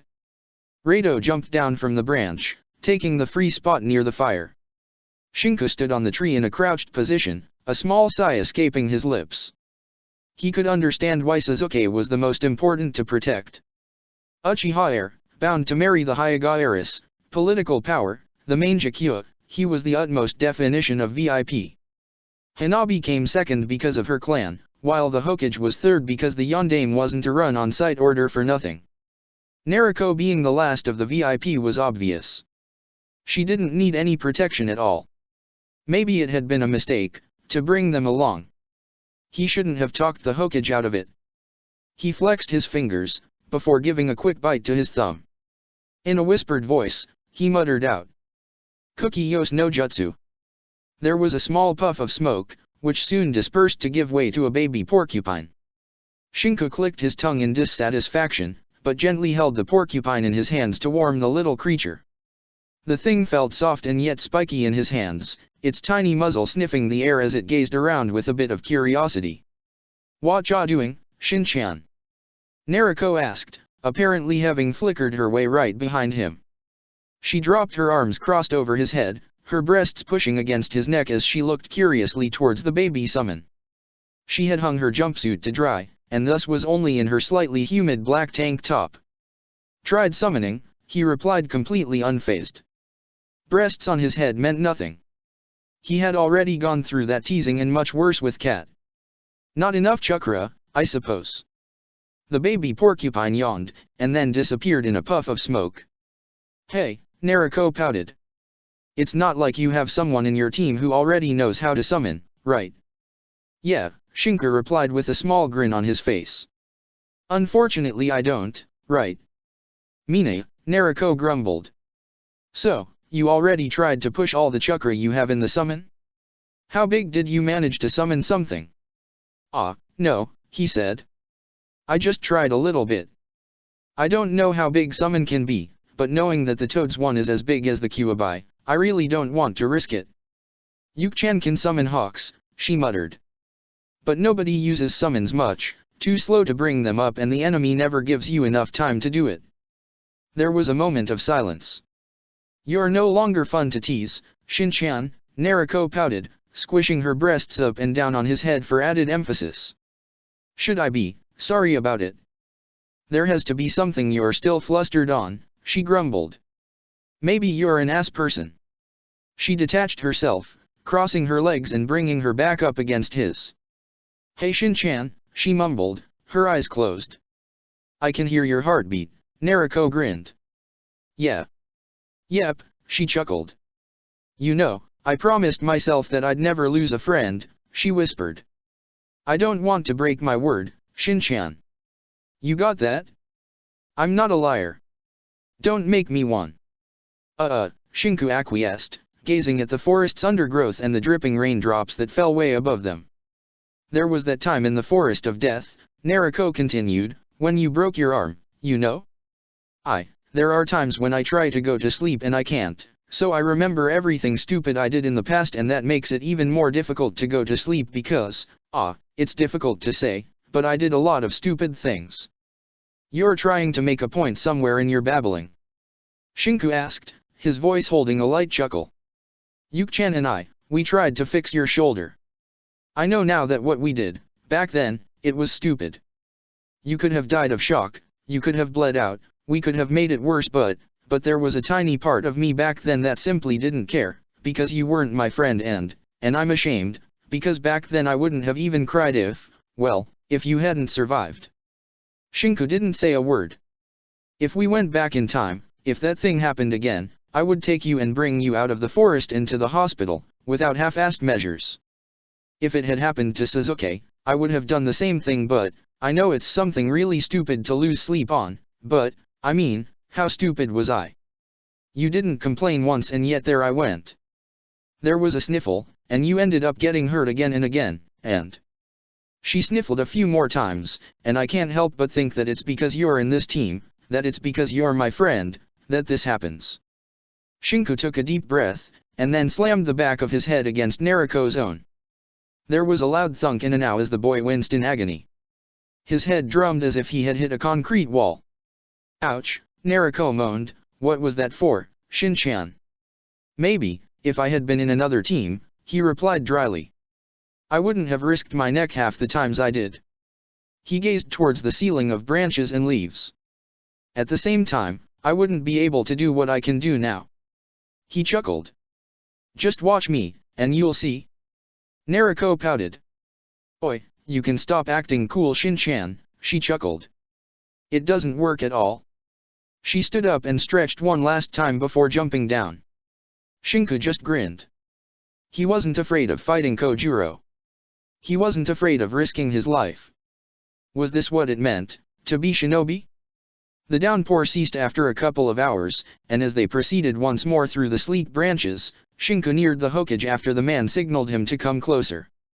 How long do you think you can last? The Yondaime asked. Depends on the terrain, he acquiesced. 5 minutes, 10, he muttered. I can reach 25, but I can't guarantee the enemy's survival, Iner retorted.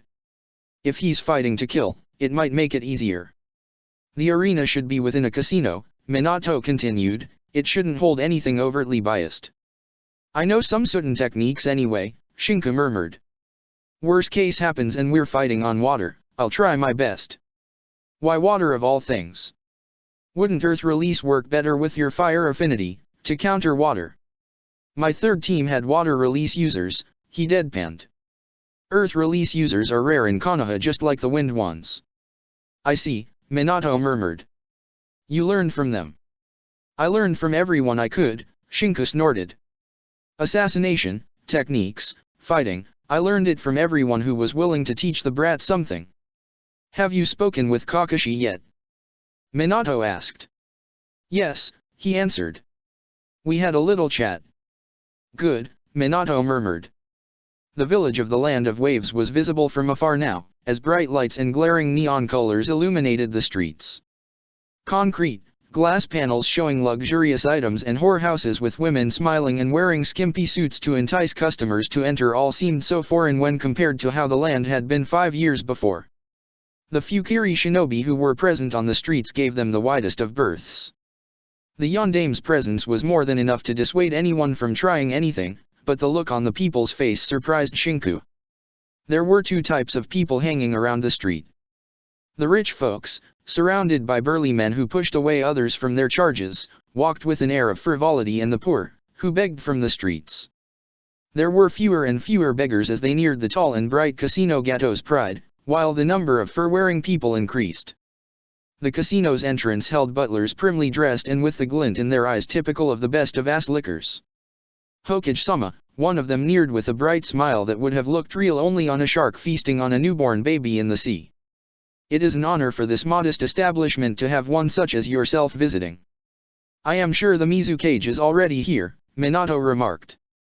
His eyes moved to a nearby poster, depicting the imminent opening of the casino's arena. And he is eager to get discussions started. Oh, of course, the butler nodded amiably. I was told to start immediately. We have a lot of guests who waited for this moment with trepidation. Nariko took a step forward, her hand coming down gently on Shinku's shoulder pad. She patted it once, making a small smile. Now you go and win, Shin-chan. You owe me a dinner after all. Suzuki patted his other shoulder, whispering as quietly as he could. Don't worry. We'll be coming to the rescue if you need us. Hanabi looked at him with her normal stiff gaze, before muttering. Shinku-san, I'll be cheering for you. Shinku sighed, don't worry. He tapped the side of his head, where he had the earplug. I'll definitively hear your cheers. Shinku followed the butler, while the rest of his team, the Hokage guard and the Yondaime himself moved after another butler of sorts. At a nearby slot machine, a green-eyed man with dark skin grumbled, before pulling the lever. The ringing sound of the slot machine announcing his win covered the slick moving sound the black tendrils of his earthen grudge, which carefully returned within his body. Now where did that imbecile go, the man muttered, collecting his win with a snort. Kakuzu stood, holding the bag with the chips and heading with a slow pace towards the casino's money exchange. Jashin-sama teaches a lot of things, my charming friend, his voice made shivers crawl down Kakuzu's spine. Among many other things, it teaches when to scream his name and when not to. Haiden appeared next to him, wearing a long black cloak that covered his entire appearance. Let me tell you, I have seen quite a bit of persons that could use the grace of Jashin. He hummed thoughtfully. Keep concentrated, Kakuzu growled. Our target is too big to catch alone.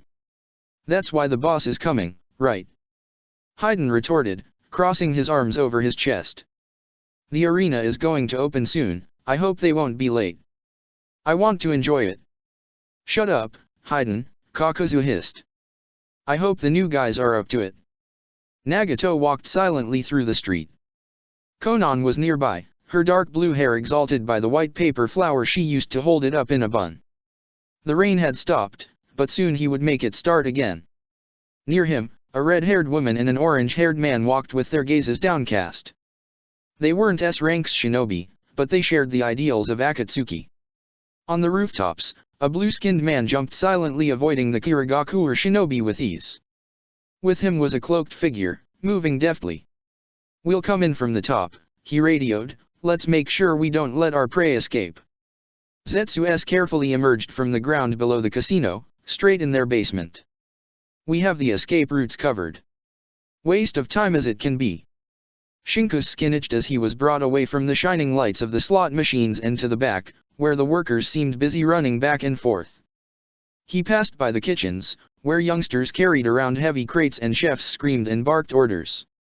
He descended a few flights of stairs, before proceeding across a neon-lighted corridor. The butler stopped midway through, gesturing for him to continue. Apparently, they wouldn't even give him the heads up on where he was going to fight. Talk about giving him the unfair advantage. His heart drummed as his feet moved, bringing him closer to the end of the tunnel and towards a brighter light. He entered a dome-like structure surrounded by thick metallic poles that interweaved to make it resemble a cage.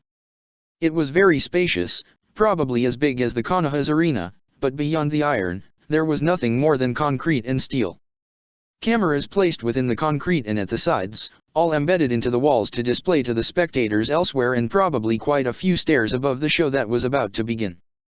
There was another tunnel on the other side, from where a pale blue-haired boy with sharp eyes and shark-like teeth entered.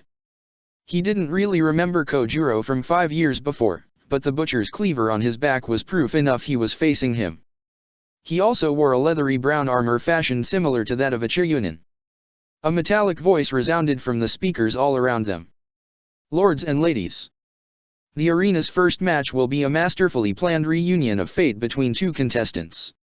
On one side, we have Kojuro, swordsman of the Hidden Mist with a bounty ranging in the 55,000 ryos. All the swordsmen of the Mist are highly trained specialists in assassination. On the other side we have Shinku Harano, the Crimson Demon of the Leaf." Shinku sputtered. "What?" Nariko chuckled from her spot as the announcer said that. Her Kage Bunshin were already looking around for the way towards the arena, as they had been brought way up on one of the higher floors of the casino where the Mizukage and many more rich lords and ladies were comfortably watching the show through giant screens. They could hear everything that went on down below, but that would make it difficult for her to intervene, unless she simply used a raise-non to drill her way downwards.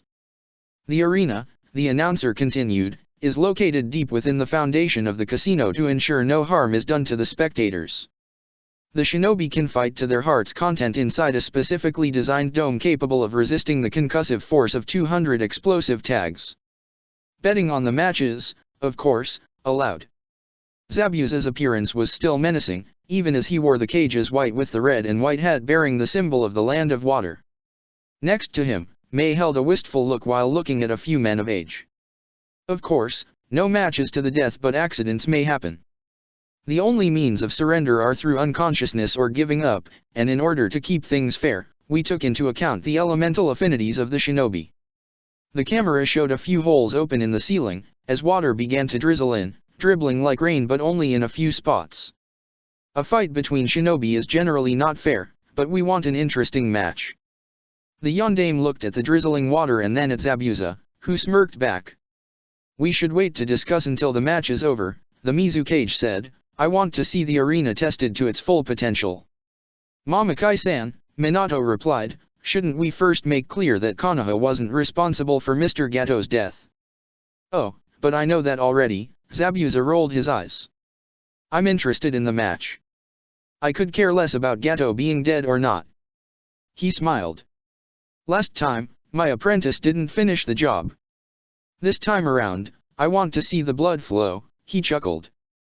"Afterwards, we can discuss alliances. Kiri's strength lies in the sea, not on the ground." Minato grimaced, but kept his gaze on the monitor afterwards. Shinku took a deep breath. He cracked his neck slightly, flexing his right and left hand as he silently palmed a kunao in both hands. "Did you know," Kojuro muttered, "how much I trained in these 5 years?" His right hand went to the handle of the butcher's cleaver. The arm showed off quite a bit of muscle as it flexed to grip the blade. "Do you know what my only thought was, for this 5 years?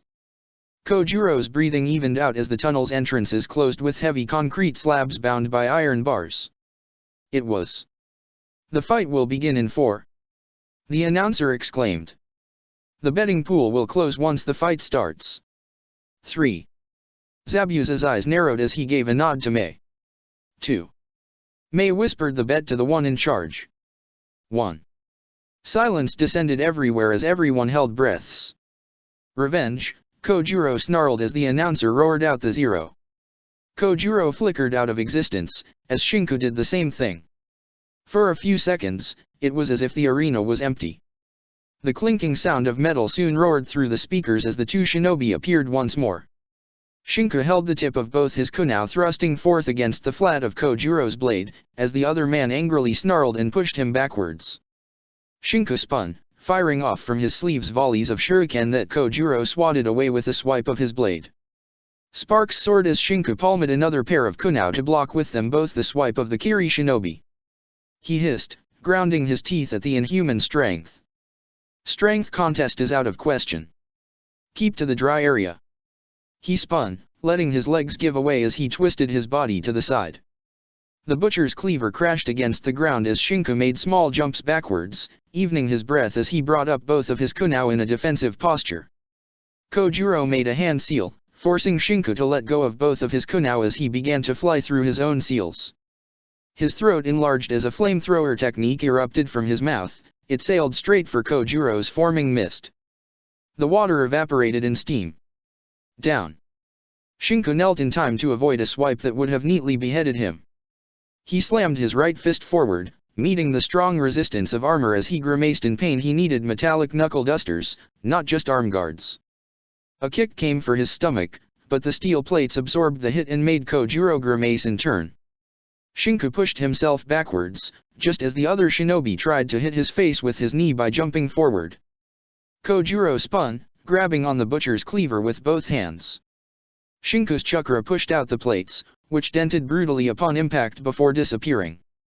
He howled from the pain he felt in his left shoulder, but snarled as his right hand dug forward to slam on Kojuro's chest with a primed explosive tag while the shinobi gazed in surprise at the reinforced armor. The Kiri shinobi flickered backwards, removing his armor as the detonation turned it to shreds. Shinku carefully flexed the fingers of his left hand. He could still move them. The plates worked, and he hadn't broken anything important. I spat blood for 5 years. Kojuro snarled, I'm a swordsman of the mist. I'm among the strongest shinobi the mist has. Stop fucking with me and get out of that shitty piece of junk. This junk saved my life more times than I can count, Shinku replied softly. Fine. I wanted to enjoy watching you bleed, but if that's not possible then I'll enjoy watching you drown. Kojuro flung the butcher's cleaver in Shinku's direction, letting it spin like an oversized shuriken. Shinku shunshined to the side, slamming his feet against the wall of the dome as the Kirigakuer shinobi finished the technique. A water dragon roared and rose from the puddles of water, before slamming itself with strength against Shinku's previously occupied spot. The problem was, the dragon didn't disappear. Shinku rolled on the ground as the dragon charged once more, digging into the muddy terrain to show the concrete below. The water bubbled as it kept coming down from the sprinklers, increasing in speed and intensity with each passing second. He's breaking the sprinklers. We need to close them. Also avoiding a water dragon. We have 2 minds, not 2 bodies. One day, we will learn the Kage Bunshin. Until then, store it. Inner hissed as he waved open a scroll, spinning and slamming it straight against the water dragon's maws. The seals on the storage scroll shone as they absorbed the dragon, slurping down on the water like an extremely dry sponge. Kojuro interrupted the technique, letting the remaining body of the dragon disperse on the ground. Shinku breathed raggedly, clasping the scroll. Had 5 minutes gone by? He hoped so, because it was starting to get tiresome too. Right. Shinku sidestepped to the right, as Kojuro came forth with a Kirigakuer kunai. The next second, it met in a shower of sparks with a similar one. The two locked in a battle of strength, as Shinku growled while holding with his left Kojuro's hand clasped tightly. They were knife fighting. He thrust forward, aiming for the neck and pushing with all the strength he had. It wasn't a matter of being precise as much as stopping the other from deflecting. Kojuro's kunai slammed repeatedly against his chest, denting the plates and the chainmail but not passing through at all. His own sliced the sides and the cheek, but didn't manage to nick the artery at all. He wasn't aiming at those points to begin with. The moment Kojuro's aim settled for his left wrist, it was Shinku's turn to parry with his kunai. In that instant, the Kirigakuer swordsman slammed a foot against Shinku's thigh. He let his right leg slid down on the ground to avoid shattering the bone, but at the same time that gave Kojuro the chance to slam his kunai through Shinku's neck. At least, that would have happened had Shinku's right hand not gone up to grab at Kojuro's wrist. Shinku's eyes stared with determination at Kojuro's, as the tip of Kirigakuer kunai was mere inches away from the side of his right eye. Roll. Shinku's entire body pulled at Kojuro's as his back hit the floor, before throwing the Kirigakuer shinobi to his left and slamming his own head in a headbutt. Kojuro's nose began to bleed as Shinku flickered backwards in that instant of hesitation. In a moment, Shinku caught his breath and a giant bullet of water slammed against his body coming from Kojuro's throat. Shinku slid backwards, bringing up his arms as another bullet hit him there. He growled, his left shoulder pulsing in pain. "We aren't going to reach 10 minutes this way," Inner muttered as another bullet ended up against his guard and brought him closer to one of the dome's sides. "It's a matter of who tires first. If he uses techniques, he'll go down on chakra faster. It's not the first bullet he threw this way, why would he?" "Jump." Shinku jumped, twisting his body in midair as the next bullet of water that went by impacted and dropped a viscous purple fluid rather than the normal clear-colored water one. The moment it touched the ground, it began to evaporate, like a powerful acid. "My parents died because I couldn't kill you 5 years ago," Kojuro muttered. "All this time, I trained so that I could kill you. All this time, I bled so that I could kill you. I will kill you. I have to kill you or I will die. There is no other choice for me left." Snarling, Kojuro flickered to the butcher's cleaver once more. In that instant, Kojuro growled as a dark purplish chakra spread through his body. His left hand gripped at his shirt's neck and with a strong jerking motion, he ripped it off. A seal just like the one Sasuke had on his neck spread out through a flame-like pattern all across the boy's chest and face. "I made a deal with the devil," Kojuro roared as the chakra poured through his body thicker and stronger than before, his skin cracking as two giant arms appeared from his back. One of the two grabbed the butcher's cleaver, while the other turned into a wicked claw-like shape. Sharp fangs emerged from Kojuro's mouth as his skin turned a dark bluish tint. The boy charged ahead then with such strength and speed, that Shinku barely managed to push himself to the side. The claw-like fist slammed against the dome and dented it slightly. Smoke bombs. Now. Small pellets erupted from Shinku's sleeves as a thick smoke covered the area. The drizzling water, the vapor, the fog, the smoke, Shinku couldn't see anything as he carefully moved further away from his previous spot, but neither could Kojuro. Roll. He rolled forward just as the butcher's cleaver slashed the air while the free claw fist slammed on the ground where he had been a moment before. Kiri Shinobi learn how to fight in the mist. He still has keen ears after all? Explosive tags primed and detonated at Shinku's feet as he jumped backwards again. The explosion rocked the air, shifting the fog for but a moment. Don't his ears ring at all? Was he facing another impossible to defeat monster? His breathing increased. His heart drummed. Adrenaline ran through his veins as his lips twitched. On the upper floors, Minato's eyes were sharply looking at Zabuza, who simply chuckled. What the kid does with his body to become stronger is his choice. It's not like we have deals about delivering missing nin back home, do we? If you're sheltering Orochimaru. No, he just passed by, Zabuza retorted.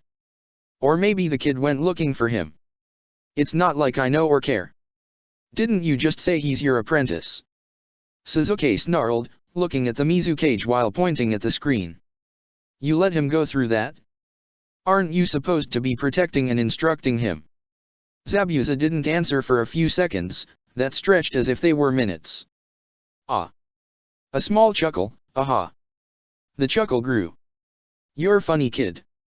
Zabuza's laughter increased until it occupied the entire room, with everyone turning to gaze at him for a moment. Who do you think is my apprentice in there? The one I gave the sword to, or the one who will claim that sword by killing his enemy. His eyes narrowed to cold steel. The swords of the swordsmen of the mist cannot be willingly given. You must claim them from the corpse of those who held them before. That is a sacred tradition of the hidden mist. He pointed at the monitor. It is not Kojiro I think of as an apprentice, he is nothing more than a tool. He is a grinding stone. The one I'm refining, the one I deem my apprentice. He laughed again, is the one who took on my same nickname. Shinchan's a shinobi of the leaf. He's not your apprentice. Naruko snapped at him, you take that back, you bastard. You didn't teach him anything. Oh no, Zabuza smiled, I did teach him something, he chuckled. I taught him how to laugh at death. From the monitors, the cackling sound of Shinka's voice came through. And he learned that very well, didn't he? Zabuza smirked. Shinchan! Naruko yelled, gazing towards the monitor. Dad! She exclaimed, we have to. There was a polite knocking at the door of the loft. The bodyguard assigned to the inner side opened the small spyglass, and his reward was a sharp earthen spike through the eye. The man fell backwards, blood spraying from his eye. The door banged open as the windows exploded. The ceiling caved in and, as the dust settled and the Hokage's bodyguards took their position to safeguard the Yondaime, the Akatsuki stood in the loft. Naruko Namikaze, Nagato said crisply, his eyes narrow and cold. Come with us. If it isn't fish steaks. Zabuza exclaimed, removing his hat as he gazed hard at Kisame. What are you doing, you old bastard? Kisame grinned. Hope you like having a hat instead of a sword, Zabuza. The hooded figure near Kisame slowly let her hood down, to reveal the purple-marked cheeks of Rin. Rin. Minato muttered. Sensei, Rin retorted. I'm not the only one. There was a twisting in the air, soon followed by the appearance of a Mangekyo wielder albeit only in one eye man with a pair of eye goggles on his forehead. He had only one eye. He was under the Edo Tensei technique. He's. Sasuke's breath hitched. Hey sensei, Obito Uchiha smiled awkwardly. Sorry about this but, I can't stop my body from obeying, it really sucks. Naruko shifted her body, ready to dash towards her teammates. They'd make their way through them and go downwards to rescue Shinchan, and then they'd leave without a hitch. The plan was perfect, there really wasn't. Kakuzu narrowed his eyes. Don't try anything funny, Jinhiriki, he hissed. We have an extremely convincing argument on our side. And with that, he gestured towards the monitor, where Zetsu carefully grinned from a spot within the arena. Fight us, and your teammate dies. Naruko's eyes widened. Sasuke ground his teeth. Hanabi clenched her fists. Orders, sir. Rado quickly muttered. The Yondaime grimaced. There's only one thing we can do, Rado. Surrender, Nagato continued. I dislike using violence, but if you will force my hand, I will. Minato snarled. I will not hand over my daughter to the likes of you, I know what Akatsuki does. Nagato inclined his head to the side. And we know what you can do, Yondaime. We prepared this trap specifically. Do escape with the Hiraishin bringing your daughter with you, but can you bring more than one person so far away from here without dying from chakra exhaustion? There are too many in the team, and you are alone. Ah, Minato chuckled. Oi dad, we aren't leaving Shinchan here, Naruko mumbled. That's where you're wrong, Minato smiled, looking at Nagato. In a flash of light, Minato reappeared behind Naruko just as Rado and Genma appeared behind Sasuke and Hanabi. Obito! Nagato exclaimed. I'm sorry sensei. Obito exclaimed before obeying, his Mangekyo using the Amaterasu. Iwashi flashed in front of the blow, screaming in pain as Minato disappeared together with Naruko. The girl screamed, not from the pain but from anger. Sasuke felt himself pulled away, just as Hanabi felt the same pull. Zabuza watched the scene happen with a sort of amusing smirk. So. The Mizukage said plainly, you called all the big shots, and you let him get away? You suck guys, let me tell you this. No, Nagato remarked, gazing at the monitor. Everything went as planned, and not all of them got away. Zabuza grumbled.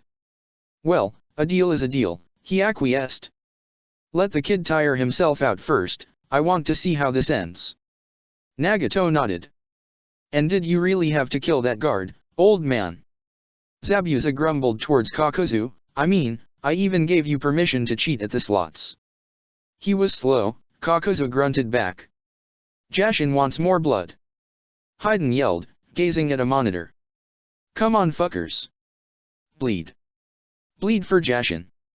Minato gasped for air as he landed on the seal atop the Hokage monument. His two bodyguards were just behind him, but looked even more strained and exhausted than him. Such a long-range usage of the technique, he had expected to use it to run away in case the peace talks were nothing more than a trap, but he hadn't expected the Akatsuki. He hadn't expected it at full complement either. Just like he didn't expect Naruko to slam a fist on his face to the point where he lost consciousness a split second later. Then again, as he fell unconscious, maybe he had deserved the punch. Chapter 64, Keeping the Sanity Slipping in Blood. Kojiro's flesh rippled as he breathed hard. Shinku snarled, his teeth bared like those of an animal. How long would he still have to fight? Kid, Zabuza's voice came through the microphone. The rest of your team left, he acquiesced. They left you behind. Shinku's eyes widened a fraction as he hastily rolled down to avoid Kojiro's sword swipe. I can see it beneath your skin, Zabuza continued. I can see your desire to fight him to your utmost content. The desire to kill and make him bleed, his voice was soft. Let it bubble and rise to the surface. Unshackle it, free your demon, fight and kill with it. What are you talking about? He yelled out as he jumped for the ceiling, escaping from a crushing blow that cracked apart the concrete floor. Kojiro didn't seem to care about Zabuza actually hoping his death, but apparently he didn't look at all capable of reasoning to begin with. Your Hokage chose to protect his daughter, your team, but not you. He abandoned you, Shinku. They all abandoned you, Zabuza laughed dryly. You've been left alone. You're all alone, to fight and win, or to fight and die. Zabuza took a deep breath. Kill him. Claim the blade through the blood of its owner. Let this day mark the end of your time as a mere human, let this day be the proof that you're a demon, a monster, a beast who feasts on blood and tears. Come on, Shinku. I know the desire in your chest is ripping at its shackles, trying to break free. You're like me, Shinku. You want it all to end in blood. You want the strength, the maddening rush of adrenaline. Kill or be killed. Shinku laughed as he twisted his body, landing on the ground just as Kojiro's giant hands cracked the spot he had been before. His laughter erupted from his throat unwanted and unneeded, even as his fingers flexed and closed in fists. So I can kill him? He asked, gazing at the monstrous form of his opponent. That's a tall order. I have the utmost trust in you, Zabuza replied, Crimson Demon. Shinku's tongue clicked in disgust as he pushed his arms upwards, unleashing the barbed wire within his storage seals. The metallic hooks turned iridescent with the scorching hot fire chakra that ran through them, melting themselves to the skin of the Kirigaku's swordsman. A sharp pull of its giant hands freed the man however, letting him roar his fury as the charred flesh and melted metal fell off in scattered fragments. The sprinklers stopped delivering water. Stop it with your petty tricks. They won't work. Only a beast can fight a beast, only a demon can fight a demon. Shinku bit down on his thumb, going through the hand seals. It was a matter of chakra. He could try to summon something at least to distract him and it didn't work as Kojiro backhanded him against the nearby wall. The impact took the breath out of Shinku's lungs, the creaking of the metallic plates telling him he wouldn't survive another blow of such intensity as his blood gushed out of his mouth together with his breakfast, and probably a part of his lungs. He had to get out of there. His fog-riddled brain screamed for him to move, his body twitched and filled with spasms. Shinku tried to move as Kojiro's normal hands gripped tightly on his shoulders. The man was foaming from the mouth, the white of his eyes visible, as he apparently had lost all reason. Shinku screamed as he tried to free himself from the crushing grip, before snarling as the spikes erupted from the seals on his body. Kojiro's giant hands came crushing down as the boy's main body stumbled backwards, but Shinku pushed himself forward in a shoulder tackle, slamming his blade shoulder pad straight against his chest.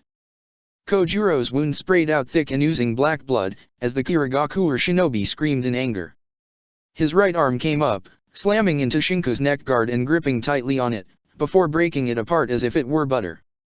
Kojuro's fangs came crushing down on Shinko's shoulder, biting on the spike and ripping it off before gnawing down on the pad itself. Shinko kneed him, the shin guard coming up with its blade edge to cut deeply into the boy's stomach. "Let me go."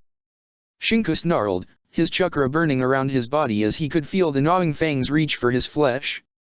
Kojuro flinched, and thanks to that instant of distraction, Shinko slithered away, replacing himself with a log filled with explosive tags. The log detonated as the tags flashed brightly, burning Kojuro's body and covering it in deep gashes.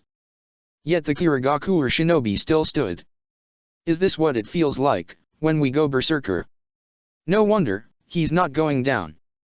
Aim for the ankles. Right, excuse me if I'm trying to avoid the giant hands and the sword. Shinko dropped down and jumped to the side, as the butcher's cleaver abruptly smashed down with the flat of its blade on the spot he had been a second before. Is he trying to swat us down like a fly? What do we do? I don't know about Zabuza. If he's right or wrong, but we have to leave. I know that much. We need time to go through the summoning technique. You always make things sound so easy. Shinko twisted his body as he flung an explosive kunao against Kojuro. The tag detonated in the enemy's clawed hand, which acted as a shield. Is he going to tire or what? Kojuro roared. I think we're going for the or what. He swallowed a soldier pill. Kojuro, the Kirigakure shinobi, swallowed a soldier pill. The thick chakra burned through the ground as the monster grew 2 more arms. Fuck, Shinko murmured. His speed, of course, increased. Shinko's body blew up in smithereens, or at least, the log he replaced himself with did. Kojuro snarled and roared as his body grew to match the size of his arms. There really was no escaping from Raiznan. The door of the tunnel blasted open, as Naruko, 3 of them actually entered with a frightened look. Shinchan. This way quick. One of the Naruko substituted with him in a split second, before receiving as a reward a devastating kick from the monstrous Kojuro that popped her up. Shinko gagged for air as he stumbled through the tunnel, the 2 Naruko standing next to him. Listen Shinchan, we have to get you out of here. We're Cage Bunshin and we're going to pop soon, Dad has us all out of here so you just need to. The tunnel trembled as Kojuro slammed his hands against the sides of it, before starting to crawl and push his body through, cracking the stone to make way for his size. One of the Naruko couldn't finish her sentence, as a sharp plant-like arm pierced her through the chest making her pop. Shinko began to go through the summoning technique seals. The other Naruko charged with a Raiznan against the plant-like being, only for him to disappear swiftly in the ground. Shinko slammed his hand on the ground. Zetsu chose that moment to pierce his hand through the floor, making Shinko grit his teeth as the porcupine appeared in a small flash of smoke. It wasn't a baby porcupine, but neither was it bigger than a cat. Summon me! Shinko exclaimed, only for Zetsu's plant-like limbs to twist around his right arm. The half-black and half-white creature smiled with a feral smirk as Naruko spun around deftly, trying to strike at him. Shinko screamed as the half-white part began to merge with his flesh. You're not going anywhere. Zetsu cackled in glee, before Naruko's Raiznan tore the creature's head off cleanly, that then reformed. A plant branch pierced Naruko's last Cage Bunshin body, and she disappeared in a puff of smoke. Her eyes were wide in shock as her last sight was of Shinko screaming in pain while holding his contended arm. Naruko's eyes widened as she received the memories of her last Cage Bunshin. She fell on her knees, tears rolling down copiously as she clenched her fists against the ground. Sasuke held her shoulders gently, while Hanabi watched from close by, her hands clasped together in a worried prayer. The Hokage had already been carried to the hospital by his bodyguards, and thus only Shinko's 3 teammates remained. I don't know, Naruko croaked. He did manage to summon but there was an enemy and he might have, I don't know. It's going to be alright, Sasuke whispered. If he managed to summon then he'll be safe. What if he doesn't make it? Naruko's words came out cracked and filled with grief, it would be my fault. Again, it would be my fault. I think it would be the Hokage's fault for once, Sasuke retorted, his voice low. He looked around. He dropped us on top of the Hokage's monument. Hanabi grimaced. What are we supposed to do now? We're going back, Naruko hotly exclaimed. We're going back and we're kicking asses and we're taking Shin-chan. And what if they haven't captured him? Sasuke retorted. What if he is safe? You can't assume. I don't care. Naruko snarled, standing back up and pushing Sasuke backwards. He's our friend, he's wounded and he's probably in pain wherever he is. I'm not going to let him die. I don't want to lose anyone else. I could care less about making new friends if the old ones have to die. She sniffled and sobbed, he owes me a dinner, her voice cracked, he owes all of us a lunch for scaring us out of our wits. So I can't stay here and wait. Naruko, Sasuke murmured softly, carefully nearing the girl once more, it would take at least one day to get back there, running at top speed and without brakes. It would be too late by then. So what? Naruko croaked. He's dead? Is this what you're telling me, Yuki-chan? Shin-chan is dead and I have to accept it. No, Hanabi replied, taking a deep breath as she shook her head and unclasped her hands.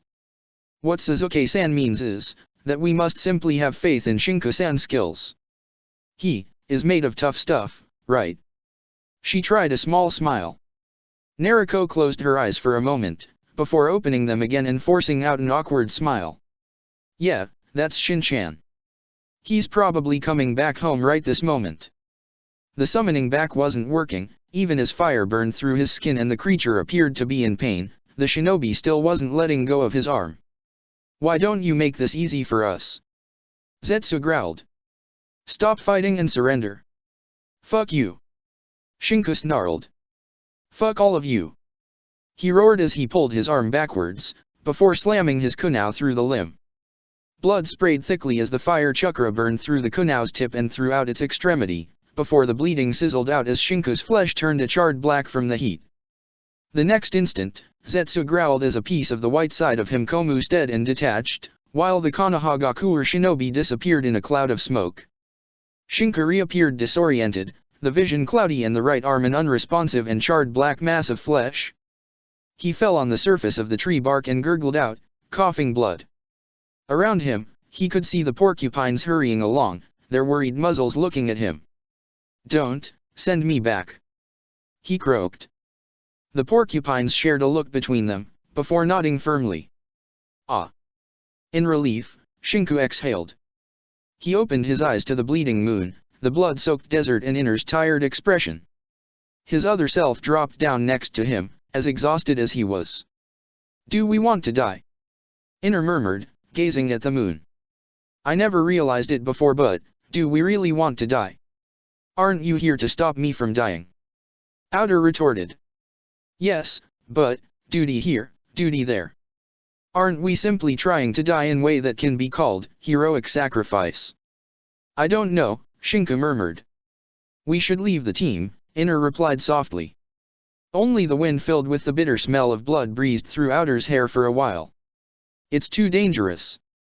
We're Umbu, Shinku. We're good, we're really good shinobi, but this is out of our scope. This is utterly out of our grasp. We should stop while we still can. How long until we are ambushed again? We have to stop harming ourselves. They will understand. Everyone will understand. Kakashi will kill us, Shinku murmured. We will kill Kakashi, Inner retorted. We're strong, and we can take him on. If we survive, Outer replied. We stuck a kunai through our arm, and I think we're suffering internal bleeding. Closed it off with fire, Inner snorted. Sasuke is going to kill us first. You know, I think we should let Sasuke heal us first and only afterwards say we're leaving the team. If we do this, Outer mumbled. You think they'll hate us? Who? The Shin-chan is fluffy and must be protected, or as your doctor, you shouldn't move an inch out of that bed? If anything, I think they'll be happy about it. This goes down as an S rank, right? Shinku hummed.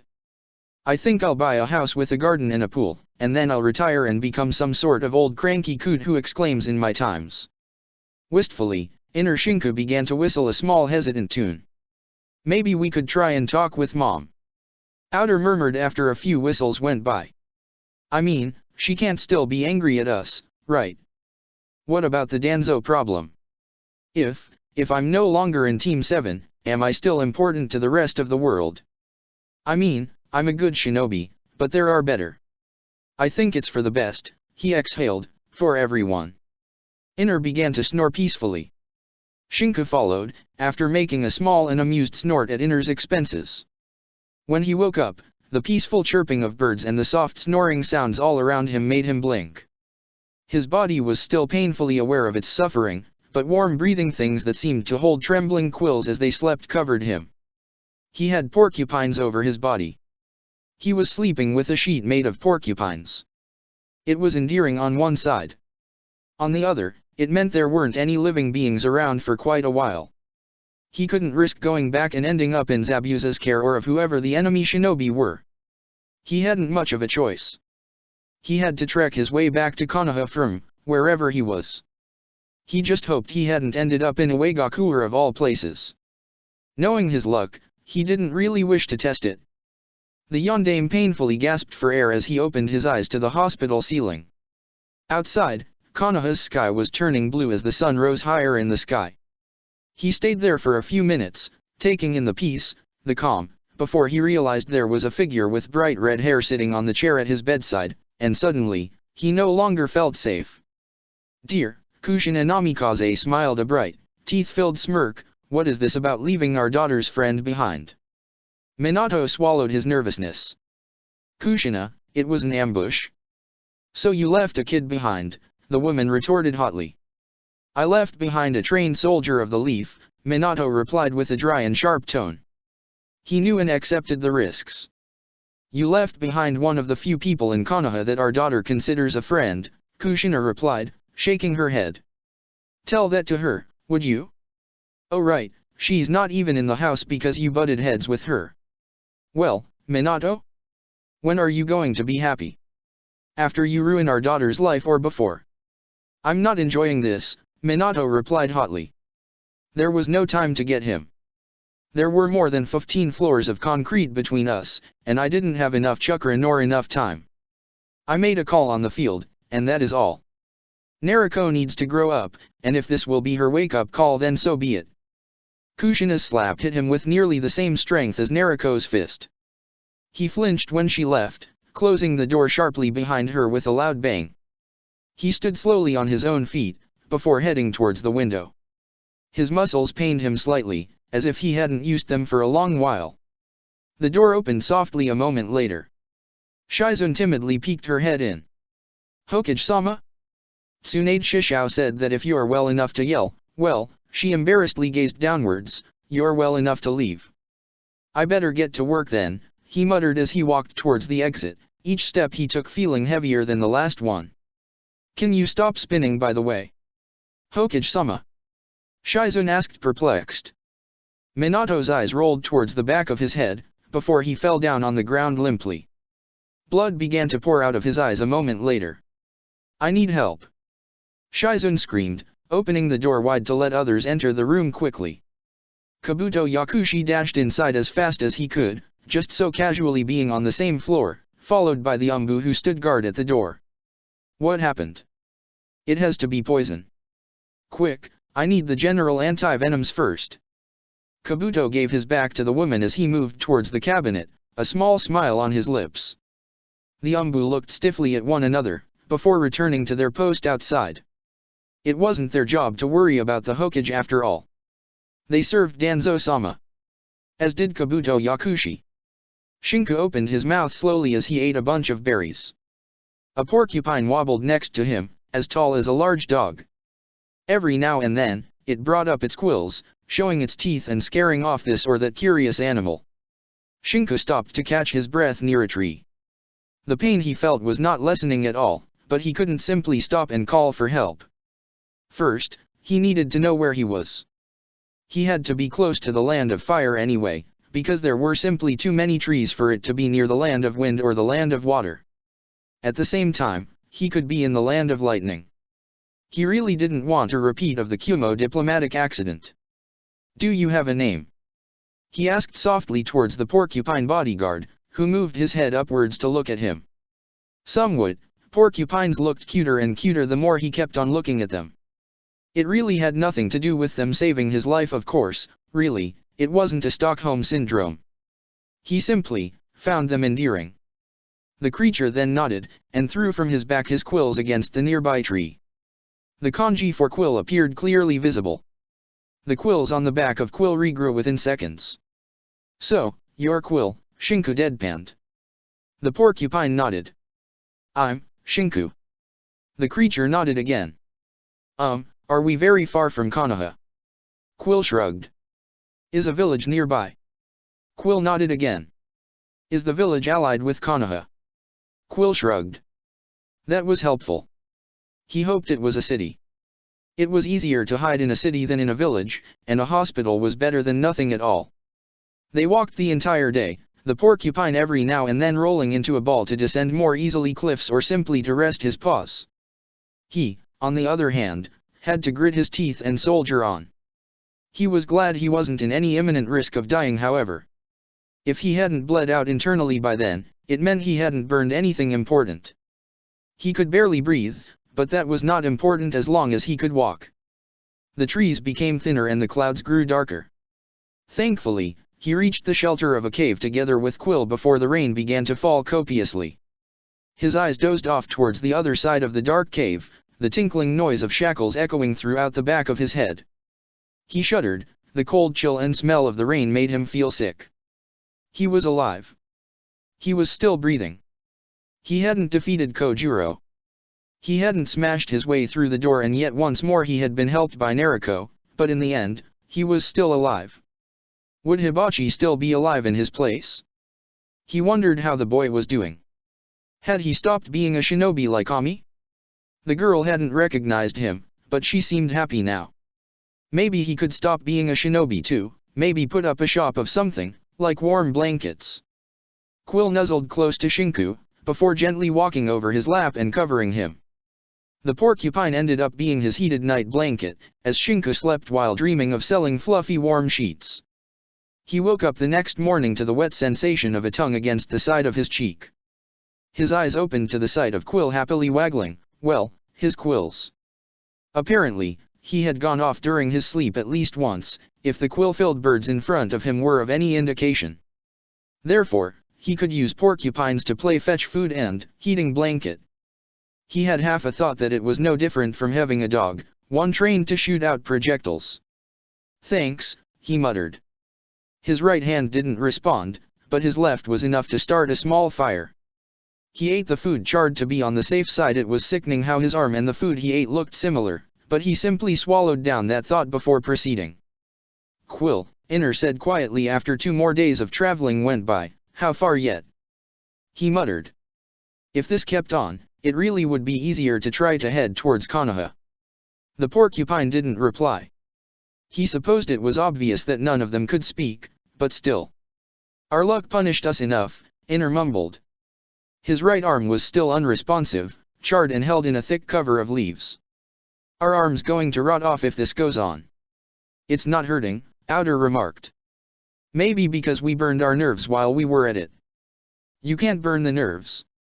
We'd be in shock by then." "Well, sorry to say it, Dr. Shinku, but how do you explain us not feeling anything?" "The arm is a stump. We've lost it. We also lost the arm guard, by the way, unless we melted it directly on the skin." "I'm sure they'll be able to patch us right back up," Outer mumbled, "as long as we reach Konoha." "Oh right." Inner grumbled, "because we'll reach it before our arm goes gangrenous." "It's not going gangrenous. It's not hurting, it's not rotting, and there's no sign of infection at all." "It's just not answering," Shinku retorted hotly. "Whatever that plant guy did must be the cause." Inner shuddered. Ugh, he didn't want to let go. Damn bastard. Quill watched puzzled the exchanging of words happening. Maybe the summoner was feverish and hallucinating, he had to go faster. Nariko grimaced, clenching her hands.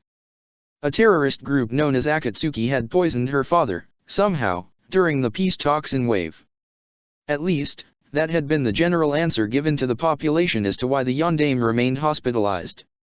While he remained unresponsively in Konoha's hospital under heavy guard, the interim Hokage became Shikaku Nara, the Jounin commander of Konoha. She gazed up at the sky from the swing she sat on, calmly letting it move back and forth with a simple push of her legs. She really liked the swings. Kakashi Nii was back on his feet. For some reason he had been faking the extent of his injuries to get more time off, but she wasn't happy. Kakashi wasn't happy either, but for completely different reasons. She clenched tightly on the swing rope, her feet tapping the ground. She hated waiting. She disliked being weak and unable to do something. On a nearby tree, Sasuke probably felt the same while throwing rocks against a tree bark. Hanabi sat on a nearby bench, a book in her hands. She wasn't actually reading it, as much as gazing every now and then towards her other two teammates. Kakashi arrived walking slowly, an Ika-Ika book in his hand and his only eye crinkling at the sight of the three grieving ninja. "Well," he said, earning the reaction of three heads swiveling in his direction, "still nothing." Their heads returned to their normal sorrowful, doing nothing. "How about we do a D-rank?" Kakashi suggested. "How about you go and die in a ditch, Kakashi Nii?" Naruto retorted. "Don't, or you'll clog the sewers," Sasuke continued. "Biological waste should be incinerated." Ma, Kakashi chuckled. "You make it sound like it's my fault." "It is," Sasuke replied. "You told Shinku to act like a Chiryunin. If you hadn't, all of this wouldn't have happened." Kakashi hummed thoughtfully. "So, it's my fault he's dead?" "Shin-chan isn't dead," Naruto exclaimed. "He might be hurt, he might be wounded, but he isn't dead." "And why is that?" Kakashi continued, his voice still carefree. "It's precisely because I made him act like a Chiryunin that he is what he is now. I am the one you should thank, rather than scorn." He shrugged.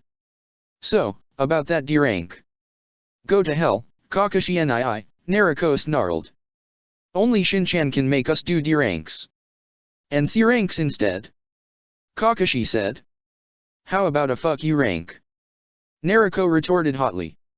"I said it once and I'll say it again, I'm not moving until I see Shin-chan pass through Konoha's gates still in one piece." As his personal medic, Sasuke added, "I can't leave the village when there's the chance he might come in grievously injured and in need of healing." Kakashi's lone eye went towards Hanabi. "I would be a poor apprentice to abandon my teacher in his moment of need," Hanabi replied smoothly, gripping the book she was reading. "Hence, I have no choice but to remain here."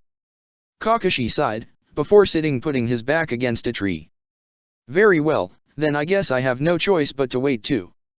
Shinku's right eyebrow twitched. "Odafukugai," he deadpanned. Quill looked at him for a moment, and then nodded.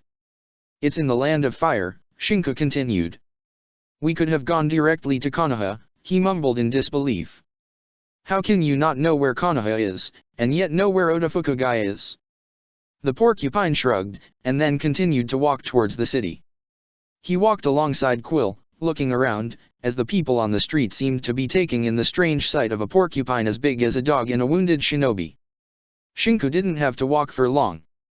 He took a few more steps forward, and then watched as a side of the crowd parted ways to let a Konoha ninja team pass through. He exhaled in relief and even smiled lightly. He knew those shinobi. Asuma Sarutobi took a puff of his cigarette, as he heard the doctor ramble on about the dangers of gangrene and infection. At the same time, he also watched the boy's eyes narrow hard as he tried to move his left hand towards the kunai he probably carried in his sleeves. Carrying the boy to the nearby hospital hadn't been difficult. Calming the porcupine that seemed keen on growling at the doctor rather than standing aside had been. Asuma shook his head, and while the doctor grew incensed, at least Shinku relaxed. "His life is on your head then," the medic yelled before leaving. Asuma took another puff of smoke, before looking at his three students. Shikamaru was the first to catch the unspoken order. "What a drag," the Nara grumbled. "Choji, Ino, let's go outside." Ino stilled halfway through, before huffing and closing the door behind her. Asuma took another drag of the cigarette. "Is that your pet?" he asked, gazing at Quill, who appeared to be enjoying looking out of the window at the people passing by. If the waggling of his quills was of any indication, Summon, Shinku acquiesced. I escaped with reverse summoning. They're nice guys, he chuckled. I wonder if there are bigger sized ones. Is there a reason you don't want the arm amputated? Asuma replied. You can still be a shinobi with only one arm, and kid, I don't usually exaggerate but, your arm is in a bad shape. Asuma-san, how do you survive an encounter with S-rank shinobi? Shinku muttered. You run as fast as you can. You use all the dirty tricks you have in your mind.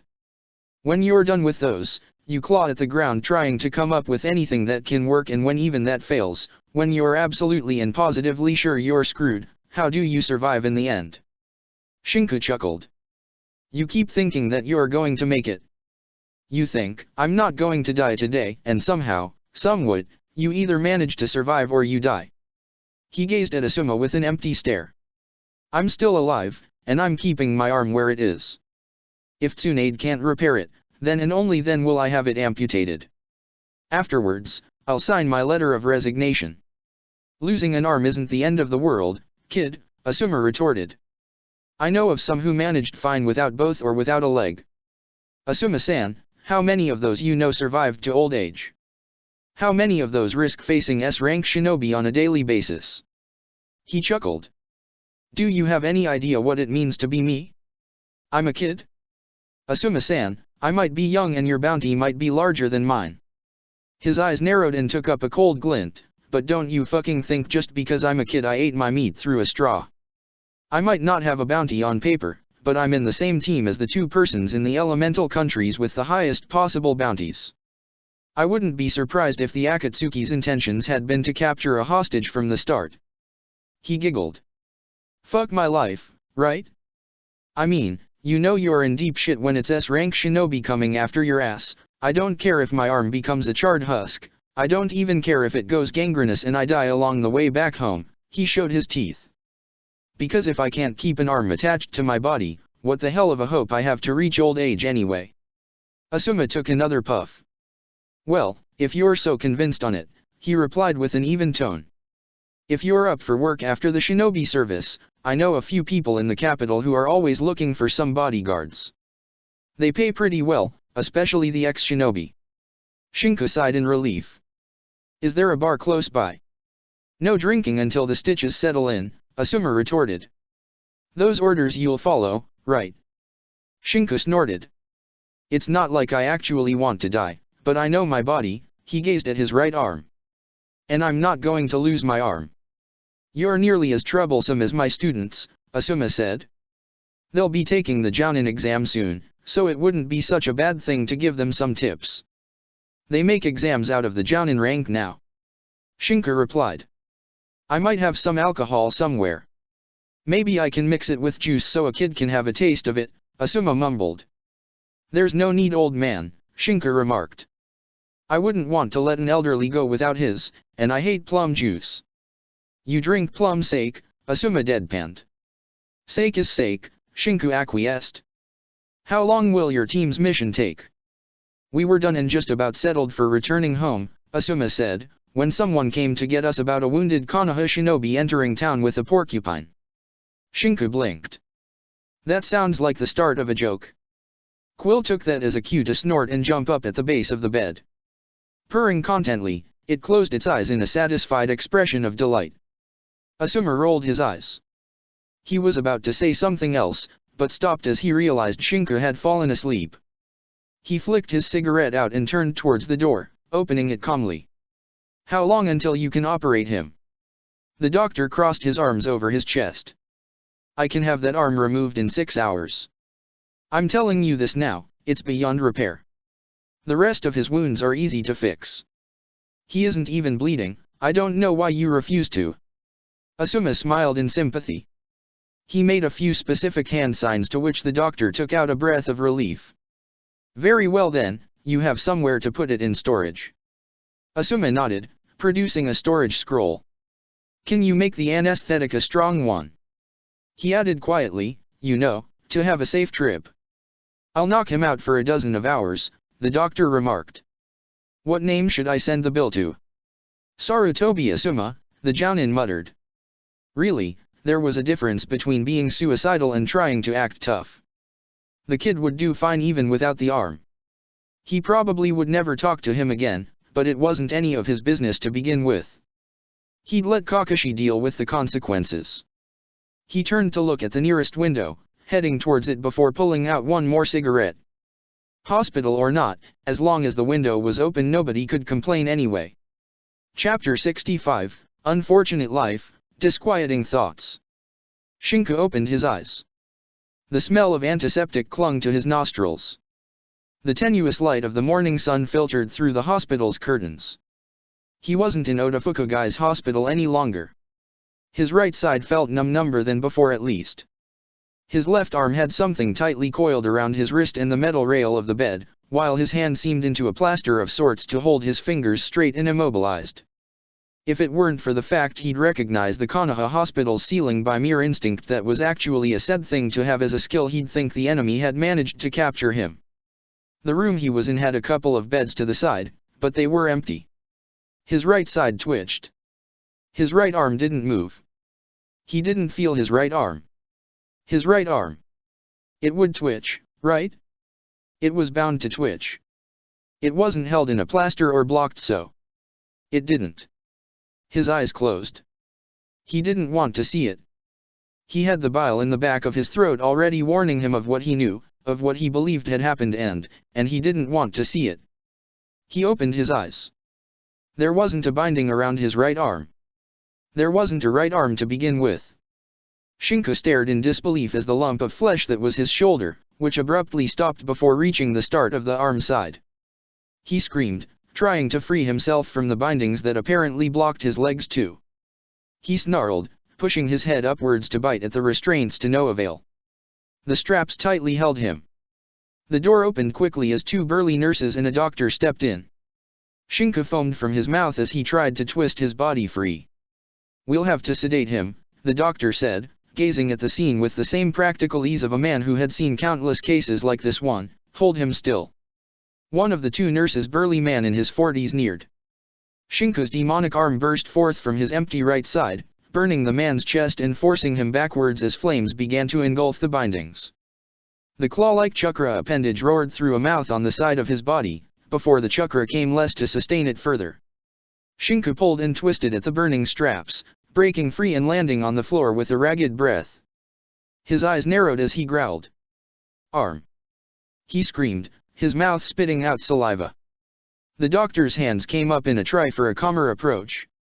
"You need to calm down, Harano-san," the doctor said, trying for a soothing tone as Shinku eyed him and the other two warily. The chest-burnt nurse stood slightly crouched, holding a hand covered in green chakra to the burned point. The other was nearby, as if to make sure he wouldn't take them unprepared again. "Your arm was gangrenous and had to be removed. It's best if you calm down, we don't want to." Two shinobi flickered in through the open door, ready to subdue him. Shinku slammed the back of his left hand against the first one's head, before using the shinobi as a means to gain momentum and spin around him, kicking the other one on the face. Holding the first attacker in a chokehold, Shinku snarled. "Where is my arm?" "Please let the shinobi go," the doctor murmured. "We do not wish to hurt you, but you must calm down." "If you want me to calm down," Shinku hissed through gritted teeth, "move your fucking ass and get my arm back. I want my arm back where it belongs." The doctor stuttered for a moment, before exhaling in relief as someone else stepped in the room. "Shinku," Suzuki murmured. He was wearing a doctor's outfit, complete with stethoscope around his neck. "How about you let the stupid man who doesn't know how to treat a shocked patient go?" The shinobi held in the chokehold winced not just from the pressure against his neck and gagged, while Shinku kept his eyes narrow. "And we talk about what happened? I promise, I'll explain. If you want your arm back, I swear I'll reattach it personally, but first hear me out, alright? I said no in the first place." Shinku croaked out, his voice now trembling. What part of that was difficult to understand? "Shinku, please," Suzuki said in a pleading tone, "just let the man go, and we'll talk. I swear if someone tries another funny trick like this one I'll personally burn his ass off. You trust me, right? I promise no sedation or anything else. Just let him go." Shinku hesitated for a moment, before dropping the hold on the shinobi, who scrambled away from him as fast as he could. Sasuke took a deep breath, and then snapped at the other people in the room. Out of here, now. You, get on the other bed, the Uchiha heir said sharply as the room emptied of all except Shinku, who clenched his his left fist. Sasuke closed the door, before walking back towards the side of the bed. Shinku hadn't laid down to rest, but had simply chosen to sit, with his legs dangling from the rail-free side of the bed. Why? He asked, his voice a mere whisper, his eyes fixed on the stump. Was it impossible to save? Sasuke's stethoscope was cold as the Uchiha asked him to breathe in and out deeply. Yes, the Uchiha acquiesced. Tsunade said there was nothing to do. It wasn't just the burns, Shinku. You had foreign cells literally everywhere. It was as if a cancer had suddenly spread throughout your arm. There really wasn't another choice but to amputate. Are there? No, Sasuke muttered. There are no ways known to regenerate a completely lost limb. You can reattach fingers. You can use a corpse's limb and connect it, but, no, you can't regrow a lost limb. Unless you're Naruko, but she's a special case. Shinku didn't say anything else. The Yondaime pulled a fast one on us, Sasuke murmured. He had us all out of there before we could even try to come for you. Thankfully Naruko had some cage bunshin spread out and managed to reach you. I held onto my arm for days, hoping it was salvageable, Shinku muttered. I could have just chopped it off myself then, bled to death and be done with it. Sasuke bit his lips. Listen, I don't want to sedate you, Shinku. There are protocols about what to do with patients who lose limbs and are depressed, or who are a risk for the other patients. I don't want to have to use force. Just, lie down and try to think that you're still alive, please. Shinku exhaled. Then what? There's a reason Naruko hasn't already barreled inside, Sasuke said. I made it clear you needed time to rest and center yourself. He bit his lips. Listen, the Yondaime was poisoned. Shinku closed his eyes and sucked in air sharply, but didn't say anything. Naruko is already blaming herself. I didn't tell her you lost an arm yet, just that you were grievously injured. You know her, you know what she'll think. I'm done, Shinku murmured. I'm done being a shinobi, Sasuke. I'm done being in Team 7 and I'm done with you and I'm done with her and everyone else. I'm done. He dropped down on the bed and closed his eyes.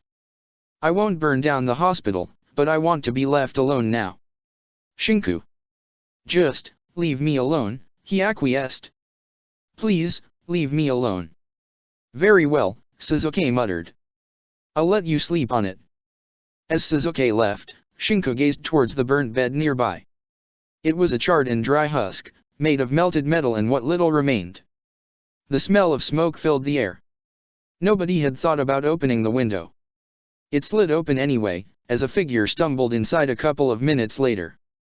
Naruko snorted as she looked at the burned wreckage. They hadn't even moved it away. What type of hospital was it, to leave Shinchan to sleep near a still smoking bed?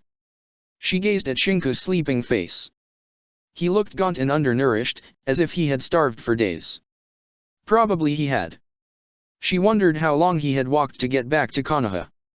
Naruko hesitated for a moment, before bringing her right hand to touch a lock of Shinku's hair with an awkward face. He didn't wake up, so she quietly moved her left hand to check his temperature. Her hand was cool when compared to his forehead. Why was she doing this anyway? Was she checking him for injuries? Hadn't they already treated him though? What would he say if he woke up then? What if he didn't? He'd soon be back on his feet anyway, Shinchan was tough like that. They'd take a few more D-ranks, and he still had to offer her dinner and a group lunch. Maybe she'd offer a group lunch too, since the Akatsuki had been after her to begin with. She flinched. Zabuza had wanted Shinku, but it was her fault Akatsuki had entered the equation. She hadn't seen any of the enemy shinobi poison her father, but it was possible they had simply been too fast for her. It was as her fingers delicately traced Shinku's cheek he wasn't even squirming in his sleep that she quietly moved the sheet aside. She'd give him the "I fell asleep on the bed" joke. It was guaranteed to make him snort, and probably roll his eyes. She stilled when she realized something was missing. Shin-chan's right arm wasn't there. There was a stump, but that was it. Nariko froze on the spot, gazing at the stump. Nice, isn't it? Murder-happy Shin-chan chose that moment to open his eyes and snarl it out. We lost an arm, wonderful, right? Shin-chan. There was only venom in Shiku's words. Not only did we lose an arm, but we were left behind. We weren't important enough to be saved then. Of course not, why worry? We're expendable in the end, aren't we? Nariko's shoulders trembled. It's not true. I wanted to come back, I tried to save you. I wouldn't have needed saving, if only I hadn't been in Team 7 to begin with, Shinku snarled. I wouldn't need to watch my back in Konoha or outside, if only I had been in a normal team. You think everyone else goes through the same shit I had to go through? You think everyone else enters Umbu at 13 because their sensei pressures them into it, in the middle of a frigging war? I can't care less about what you wanted or tried to do. I care about what you didn't do, he hissed. Konoha owes me an arm, he growled. You think I'll just smile and walk it off? Nariko didn't answer. She just looked downcast. I'm done being a shinobi. Nariko's eyes widened as she gazed straight back at Shinku, mouth open as if to say something against it. Let me finish. Inner barked. Nariko gripped her knees strongly. What do you think is going to happen from now on? Shinku said softly, you think it's going to end like this? The Akatsuki will keep on coming, and they'll keep on ambushing you. I can't face them like this, Nariko. I can't face them without my right arm. I can't fight them even when I'm whole without risking my life, so how do you expect me to survive when missing a limb? Nariko began to sniffle. I'm done being in the team and being a shinobi. I already told Sasuke and now I'm telling you. It's over. I'm done. Nariko closed her eyes. She croaked out, are we still friends? Shinku didn't answer immediately. Nariko's heart began to drum faster as she waited for an answer. Shinku exhaled. If it were up to me alone, Inner snarled, I'd drop off the face of the elemental countries. Outer wants me to tell you yes, but know this, his eyes narrowed, you're a dangerous friend to have. Nariko wiped away her tears with the back of her hand covered in her jumpsuit sleeve, before making a small smile. I know, she croaked, but, I'm also a dangerous enemy. She gripped with both of her hands Shinku's left arm. And I promise you, Shin-chan, her voice was now low and threatening, I'll make them all pay. Shinku exhaled, gazing at the ceiling. You have any ramen? Nariko's smile would have blinded a blind man. Sasuke stared in disbelief at the nurse in front of him. What do you mean, you can't find the arm? It's not in the obituary, Uchiha-san, the woman replied nervously. Arms do not simply walk away of their own accord, Sasuke growled. I don't know if this hospital's security is actually catatonic or what, he continued in disbelief, but I want that arm found, and I want it found sooner than yesterday. He hurried alongside the corridor with his eyes glaring daggers. The people he walked past gave him a wide berth as he ground his teeth in frustration. He stilled a second away from opening the door to Shinku's hospital room, but in the end took a deep breath and walked inside. His right fist clenched even more. What is the meaning of this? Sasuke, his voice utterly calm and frosty, asked. Shinku, using his left, slurped down on a bowl of ramen. I was hungry, he deadpanned. Nariko sheepishly gazed sideways, scratching the back of her head and giggling nervously. A word, Nariko, Sasuke said quietly. Nariko raised an eyebrow. In private, Sasuke added. See you later, Shin-chan. Nariko brightly exclaimed, before walking out of the room, closing the door behind her. Is everything all right? Sasuke muttered. You mean, except for the fact Shin-chan lost an arm and he'll stop being a shinobi, and that it's my entire fault this happened. Nariko's smile disappeared as she finished talking, her voice now soft and with a serious tone. It wasn't your fault, Sasuke pressed on. It's your fault as much as it is mine otherwise, and Hanabi too is at fault then. It's a sad thing, it happened, it can't be changed. Can't you really do nothing? She whispered. No, Sasuke grimaced. Tsunade took time to look at the arm afterwards. She too wouldn't have been able to save it. Amputating was the right choice. Naruko gazed at the floor, her right hand resting now on her stomach. It's all because of this, right? She clenched on the fabric of her jumpsuit. If I hadn't this. Naruko, Sasuke said sternly. It doesn't matter. What if we had been patrolling on a C rank and a bandit got lucky and severed it? What if he suffered from an unknown technique and lost the arm because of it? He lost an arm. This sort of thing happens. You aren't responsible for this. Tell me then, Naruko murmured. Who is? No one, Sasuke replied. This happens. It's life. He got unlucky, but he survived 5 years of war whole, Naruko, that luck had to end sooner or later. Why did he go to war as an Umbu then? Naruko pressed on. Why did he have to train through the forest of death? Why did he have to die because of us? Why does he have to suffer repeatedly because of us? Don't tell me it isn't our fault, Sasuke, because it is. I can't fault him for leaving. I mean, no matter what words I spout in the end I couldn't keep them. I can't protect anyone, Sasuke. That's not true, he murmured. You can't protect everyone, that's what is true. If I can't protect the people who are precious to me, Naruko snarled, if I can't protect my friends, then what am I doing with my life? I'm meant to be this big hero of Konoha, the protector of the village, and I can't even protect my friends. She looked at Sasuke sadly. I couldn't protect you from Orochimaru. I couldn't protect Shinku from Akatsuki. All I can do is go around the village with a smile on my face like an idiot and help old ladies cross the street.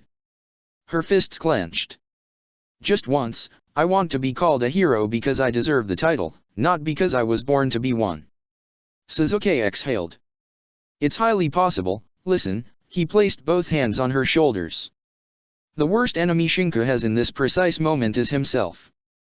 He's depressed, although he doesn't show it. He isn't fine. No matter what he says, no matter what he does, he isn't fine. You want to be called a hero by someone? Keep an eye on Shinku as if your life depended on it. He might try to commit suicide, he might find ways to harm himself, he might simply stop wanting to live for all I know, so find ways to keep him on this side of the barricade. I'm his doctor, I'm his friend, but... He bit his lips. I'm not the most cheerful example of, my life sucks, but I soldier on, ... Shin-chan isn't the type to commit suicide, Naruko retorted hotly. Really, Yuki-chan, I thought you were being serious for a moment. Look, Sasuke growled. Inner would never commit suicide, but where is outer? Murder-happy Shin-chan and Shin-chan, Sasuke deadpanned. Together, they're Shinku. I don't know how it works, but what if one of the two decides to die? If he dies in his mind, does he die in his body too or what? I should call a Yamanaka and ask. Naruko clenched her fists. You're saying stupid things, she exclaimed. Shin-chan isn't like that at all. He'd never ever do that. She barged back in the room, grumbling. She halted mid-step. The window was open. The curtains flapped in the wind. It was stupid. Shin-chan was in the bathroom, of course, he had to be there. She flickered to the window in a heartbeat, gazing downwards and exhaling in relief. There wasn't a blood splatter on the ground, so he hadn't fallen down. Sasuke opened the door of the bathroom. It was empty. Shinku gazed at the bright sky. The clouds lingered by white and fluffy. He felt the twitching in his right side stronger than before. His left hand gripped tightly on the stump. He ground his teeth and groaned, taking another step through the hospital's park. So early in the morning, there wasn't anyone in particular. He stumbled on his next step. Was it even possible? He gurgled, as the twitching became something similar to an incessant itching of the skin. His back dropped against the nearest tree, his breathing ragged. It felt as if something menaced to push out at any second from his chest and sides. He opened his mouth wide, gasping for lungful of air as he heard the cracking sound of the flesh ripping apart. Blood sprayed on the ground, turning the grass red. The stump elongated slightly, before closing once more. The small strip of skin that had newly formed was milky white, as if it had never seen the sun before. Was his arm growing back? His eyes widened in surprise.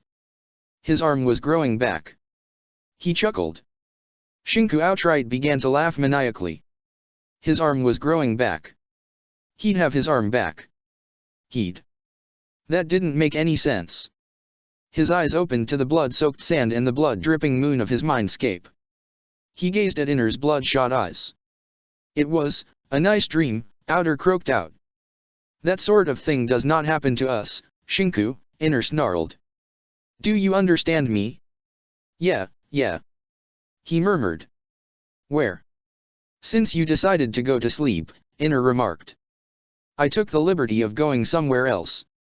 It was suffocating, staying in that place surrounded by all that pity. Outer groaned, using his right hand to touch the sand. I have a right arm in here. He murmured in surprise. Of course you do, Inner scoffed. Not what you want reality to be. Outer winced. What are we going to do? Inner snorted. We'll find something to occupy our days. Maybe take up a hobby. No more fighting then. With what and against whom? Arms don't just pop out of nowhere because you want them to. You heard Sasuke, there isn't a way to regrow lost limbs, and we'd be uncomfortable with a fake one. A small weight settled on his stomach as he opened his eyes. Quill had apparently taken the cue to catch a nap on his lap. He gazed at the park's cheerful atmosphere and sighed. It had been surprisingly easy to get clean clothes out of the storage seal in his armor. Wearing them hadn't even posed a challenge. He didn't have to buckle up a belt to begin with, and zippers were life saviors. He scratched Quill's chin, watching with an amused smile as the animal grinned in satisfaction. He hadn't popped away, but had waited patiently for him outside of the hospital. Watching him stand guard outside the hospital's gates had actually been the reason for him to jump out of the window. Regulations be damned. He could live for himself now. He didn't have to catch up to anyone. He didn't have to train to become stronger, to survive against grievous odds. He was free.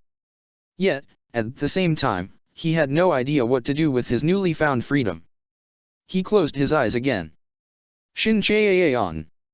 Quill was a very keen porcupine. The moment Naruko dashed in the park ready to slam a fist of reckoning upon Shinku, he unleashed a barrage of quills while emitting a sharp screeching sound. Baring its fangs, the animal growled towards Naruko, who had to halt her reckoning fist as she found herself busy dodging. Shinku blinked, inclining his head to the side. Yes. Naruko nervously laughed, as Quill's ammo reformed on its back. Nah, Shin-chan, why the hell did you leave through the window? You could have left a note. We had Chibi-chan look for you, and do you know how worried we were? No, really, I think Sasuke had an aneurysm back there. If he doesn't turn the hospital in a high-security prison by tomorrow, I don't know if he'll survive the next heart attack. Good for him, Shinku acquiesced. You need anything? Shin-chan. You know you should be in the hospital, resting. Shinku blinked. Why?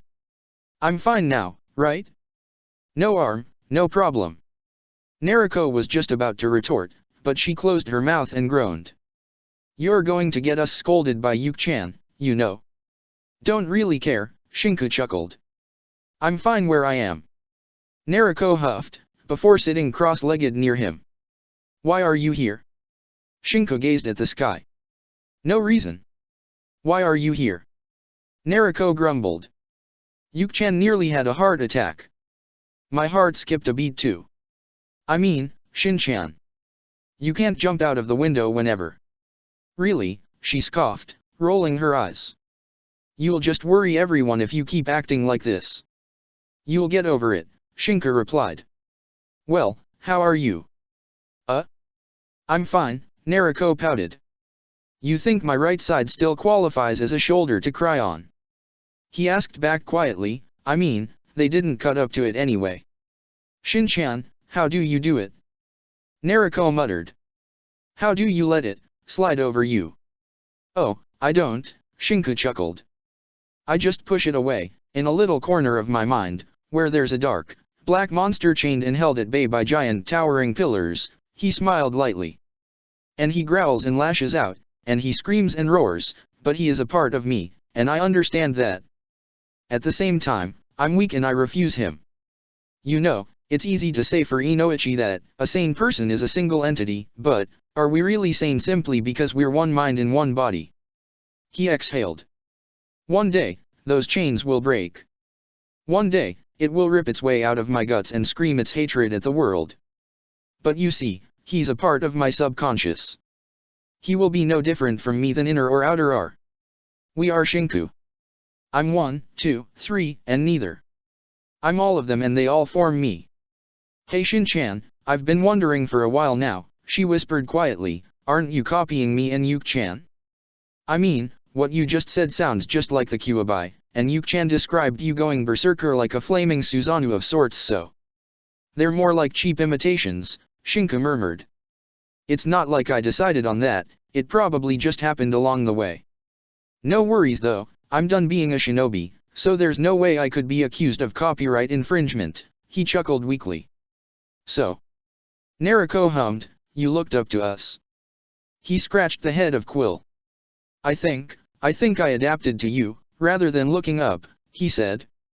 There was always a risk, higher than average, for something to end up going badly. I had to be stronger. I had to be sturdier. I had to wear armor with thick plates I had to, because I wasn't good enough otherwise. I used all the tricks I had and fought with everything I got, and I understand it now. He looked at Nariko's eyes. It will never be enough. Where you and Sasuke stand, the enemy you'll have to face, they aren't mine. Akatsuki, or Orochimaru, they aren't enemies I can fight. I'm not underestimating myself, I know where I stand. I also know it's not enough and probably will never be. So, it's no use for me to even try now. I'm sorry, Nariko croaked out. You shouldn't be, Shinku shook his head. It wasn't your choice. You weren't the one who chose the team's placements and you did nothing to warrant me wanting to hear your excuses. Nah, Shin-chan, Nariko muttered, trying a small smile. What are you going to do now? Plan the barbecue with Wolf, I mean, Uzuki-sensei and Hanabi, he clicked his tongue, right, where is she, by the way? Chibi is reading our lips and looking at us from a few trees back, Nariko chuckled. She's cute, thinking she can hide from me. True to Nariko's words, Hanabi appeared in a flicker and with a flustered expression. Shinku-san. Hanabi murmured. I'm sorry, she bowed quickly, Namikaze-san forced me to tell her where you went. Oi. Nariko's forehead sported a tick mark. You make me sound like a two-ryo bully. You aren't one. Shinku said, faking a surprised tone. I thought you went ahead and stole lunch money from kids. Nariko sputtered. Shin-chan. She whined. Shinku just chuckled. I knew it, Sasuke's voice barged in a moment later as the Uchiha flickered close to Shinku. You should be resting, the Uchiha groaned. And not petting an animal. You don't even know where it's been. What if he dirties the stitches and they infect? And you too. Sasuke's hands went to his sides, I expected a better behavior. Really? Do I have to be the adult in here? You. Sasuke's eyes softened, you idiots. Yep, Nariko grinned. Isn't this fine anyway, Yuki-chan? Come on, sit. She patted the grass near her. Take a break, have some fun and we're going to barbecue tonight anyway. Shinku sighed. He was never going to buy a house if he ended up offering for Nariko.